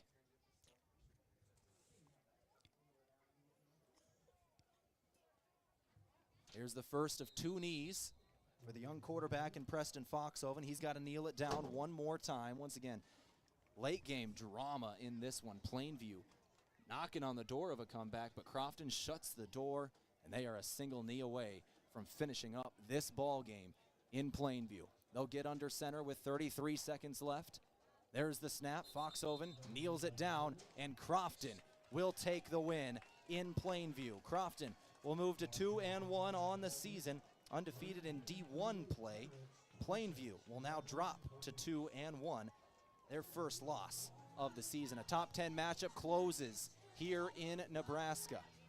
Alongside Scott Ulrich, I'm Tehl Tanner. Your final score, 38-26. We're going to take a quick 2-minute break. We're going to come back, give you all the stats of this ball game. We're going to go through our out-of-town scoreboard and wrap things up from Plainview.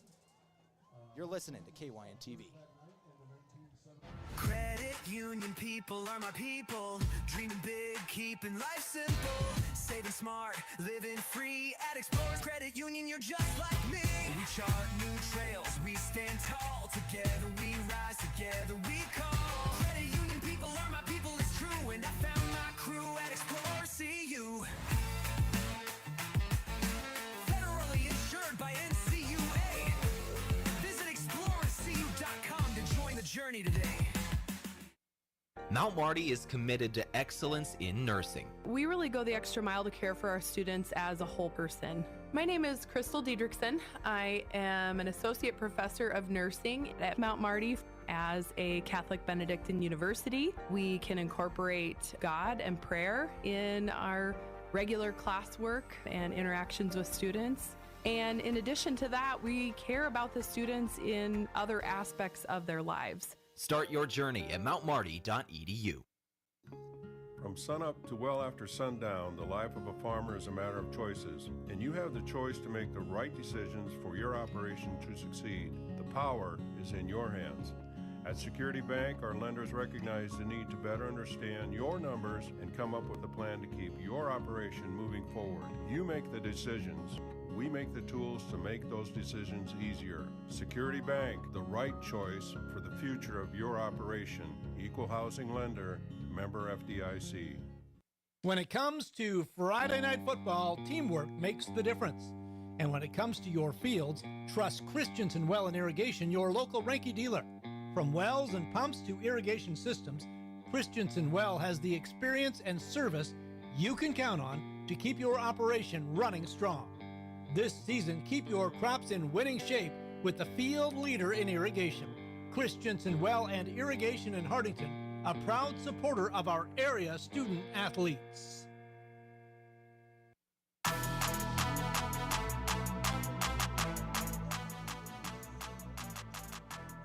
Game in the books, 38-26, Crofton over Plainview.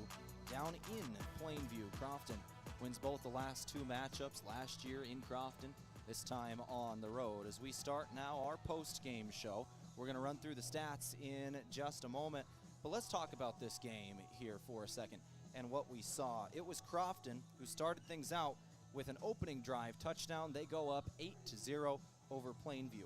Nothing for the rest of that quarter. Then at the end of the first, Plainview all of a sudden gets a drive together. They're down in the red zone at the end of the first quarter, and the first play of the second quarter, they get on the board, make it 8-6, down by only 2.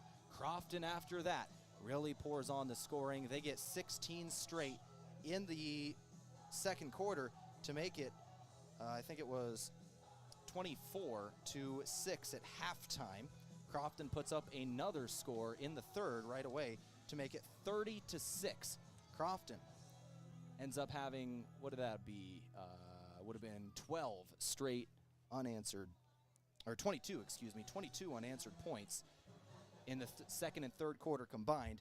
Then Plainview, down 30-6, starts to turn it on. They get 14 straight. They're able to go into the end of the game down only 10, 30-20. Plainview scores one more time. Crofton scores one more time. Late game drama, but Crofton closes it out 38-26. Yeah, solid game. Unbelievable performance. One of those back and forth momentum games. We thought it was over with at one point in about the third quarter, and here comes Plainview. It was a great game. If I'm really going to take a hard look at this game, I would like to know what it would have been like if we had Kobe Mertens playing at quarterback the entire game for Plainview. He was the difference maker in that second half. Yeah, that's definitely an interesting thing. And once again, we had no word of what was happening with Plainview's starting quarterback the last two games in Gage Walton. No idea what was going on there. All we know is he wasn't starting. And even when I went and talked to the coach pregame, I always, hand him a roster and say, hey, can I get some of your starters for tonight so that I have them for the radio? Gage Walton's number was circled as starting tonight. So it was a complete surprise to us that we didn't see him. But in relief of him, that young freshman was the story of this game. So Gage Walton is a senior. I would expect they're still going to roll with that senior quarterback. But next year, Kobe Martins, I'm looking forward to that guy. Legit. He's legit. Absolutely. All right, let's go through some of the stats of this ball game. We'll start it off with Plainview here. Let's start it off with their rushing stats. Yeah, let's take a look at, we're talking about Mertens coming in relief in that second half. Yeah, and he only played pretty much the second half. I think we saw him a little bit at the end of, no, it was the second half. We did not see him in the first half.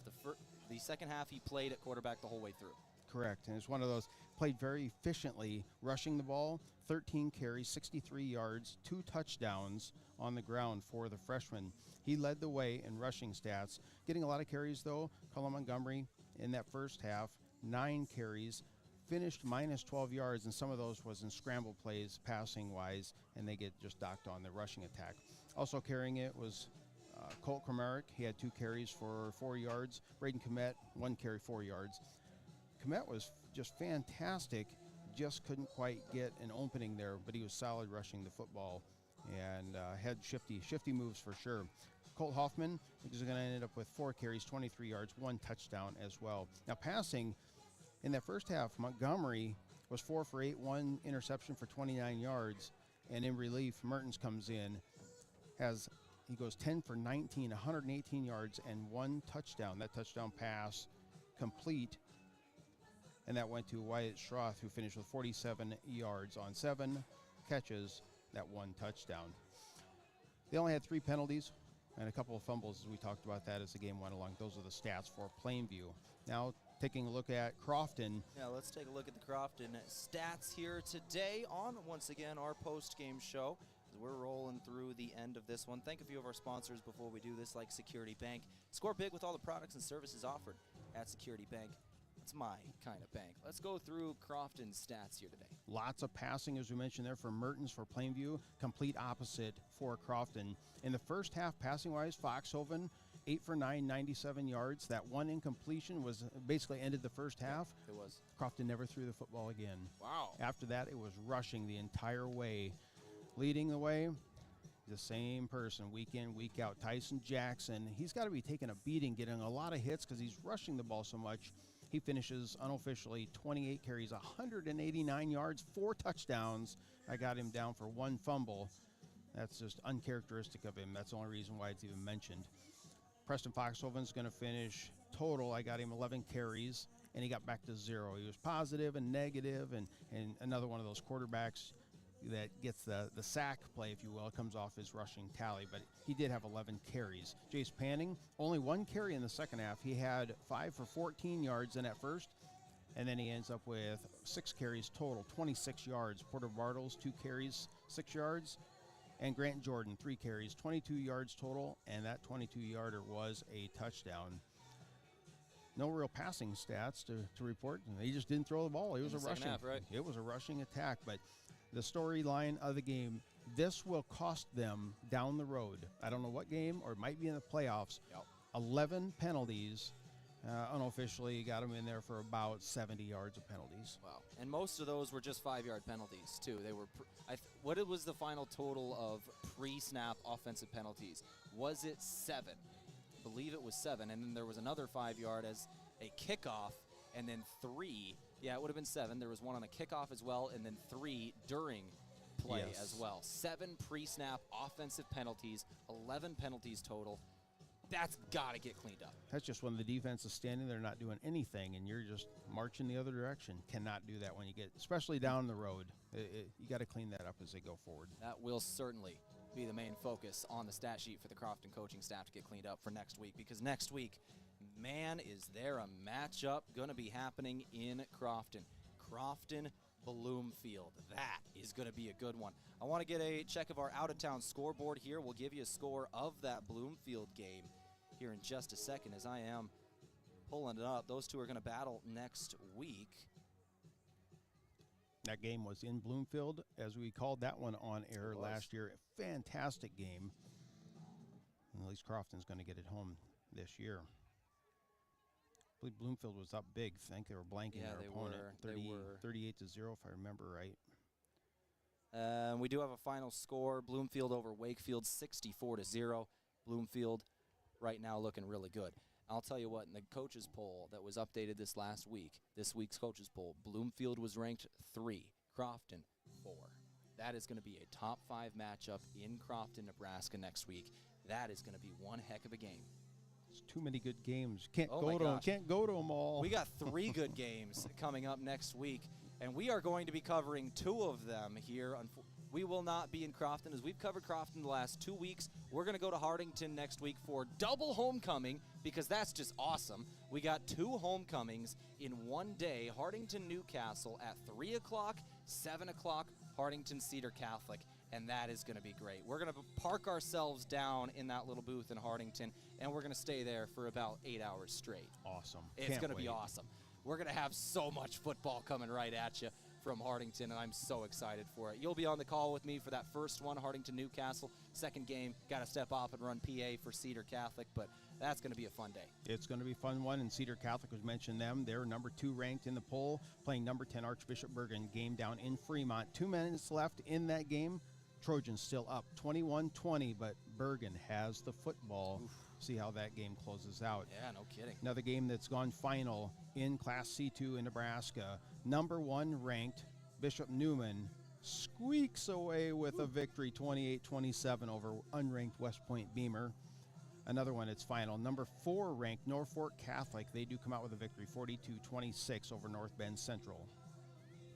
Go back to Class D1, as we just mentioned, Hartington-Newcastle. They got a big win over Lutheran High Northeast, 58-22 today. Hartington-Newcastle ranked at 9 in the last coaches poll. They're rising up the standings as well. This is some really good football in the area. Every single team that we're covering here, those 3 we normally cover in Crofton and the 2 Hartington schools, all top 10 in their divisions. And then there's some really good area schools as well that we like to cover when we can, in Bloomfield and Wynot, who are just killing it right now. This is just the best place in the area for Nebraska high school football. You say Wynot killing it? Let's talk Wynot. The Blue Devils, this game taking place at Archangels Catholic. It's the start of overtime. They're all tied up. Number 2 Archangels Catholic, number 4 Wynot. They're knotted up at 30. Overtime is just getting underway. That'll be fun. Those are scores that you can track online if you're able to download the Nebraska Score Feed app and take a look at that. But for us, Scott, we are going to call it quits here, as we've got a long drive back up to Yankton and Hartington, respectively, for me and you, and another game to go tomorrow here on Riverfront Broadcasting KYN-TV. Is we got to get back for Mount Marty Lancers football versus the number 7 team in the nation in the NAIA versus Northwestern in Yankton. That will be a fun one, 1 o'clock kickoff. Big game in Yankton. Oh, yeah, we got a lot of fun football going on. Also, we should give the final score of Yankton High School up in South Dakota. See what we can see here. I do know their halftime score, they were leading by more than 50 at halftime. Looks like final was 63-6 at Crane Youngworth Field. Yankton over Douglas. Yankton, number 1 team in the state in 11 AA. Another one of our Riverfront sports families there. Talk about teams that are killing it.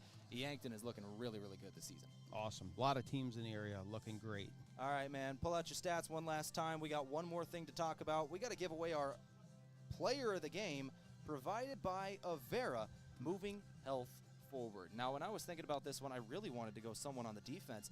But the thing about the defensive stands tonight, it was not one guy. It was the entire dang defense. Every single 4th down stop we saw was from a different player. Some of them were tipped by Panning. Jackson was able to get a stop. Sanger had a couple of really big ones in there. It was really impressive full team defensive effort. So what do you want to do here? Do you want to name one of them? Go to the offensive side of things, because we had some good offensive production as well. You know, obviously we know Jackson is just, he probably could get this every single week. Sure. Porter Bartles. Yeah. He is just a beast. He's in there. He's in the trenches. He's I'll call it wrestling in the weeds, the stuff you don't see normally, and we don't call his name. I gotta give a shout out to Sanger and Bartles. I really do. I like that. The Avera player of the game, provided by Avera, Moving Health Forward. It's about going to do it for us here in Plainview. Any final thoughts here, Scott, as we wrap up tonight, and we'll see you at 3 o'clock next Friday evening for double homecoming. Yeah, my advice, pick carefully next week which game you go to if you're listening, because there's so many good ones. If nothing else, stay tuned in. We'll have doubleheader action from Hartington, and we'll be giving score updates around the region with our out-of-town scoreboard, just so you can keep tabs. But a lot of good games next week. Score updates, we'll certainly be keeping a close eye on this Crofton-Bloomfield game and give you updates as often as we can. All right, well, that's going to do it here from Plainview, Nebraska tonight. Thank you to Scotty Borman back at the studio, keeping things on lock for us as we shut it down. Alongside Scott Ulrich, I've been Tehl Tanner. Crofton wins down in Plainview, 38-26. This has been Northeast Nebraska High School football on KYN-TV. Good night, everybody.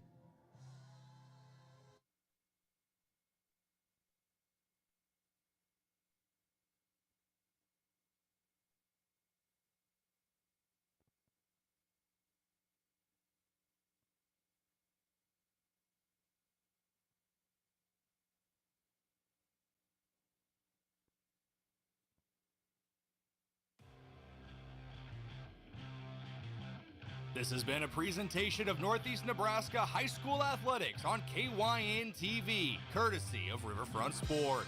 Be sure to subscribe to KYN TV on YouTube and hit the notification bell so you never miss a moment when we go live for Northeast Nebraska High School Athletics.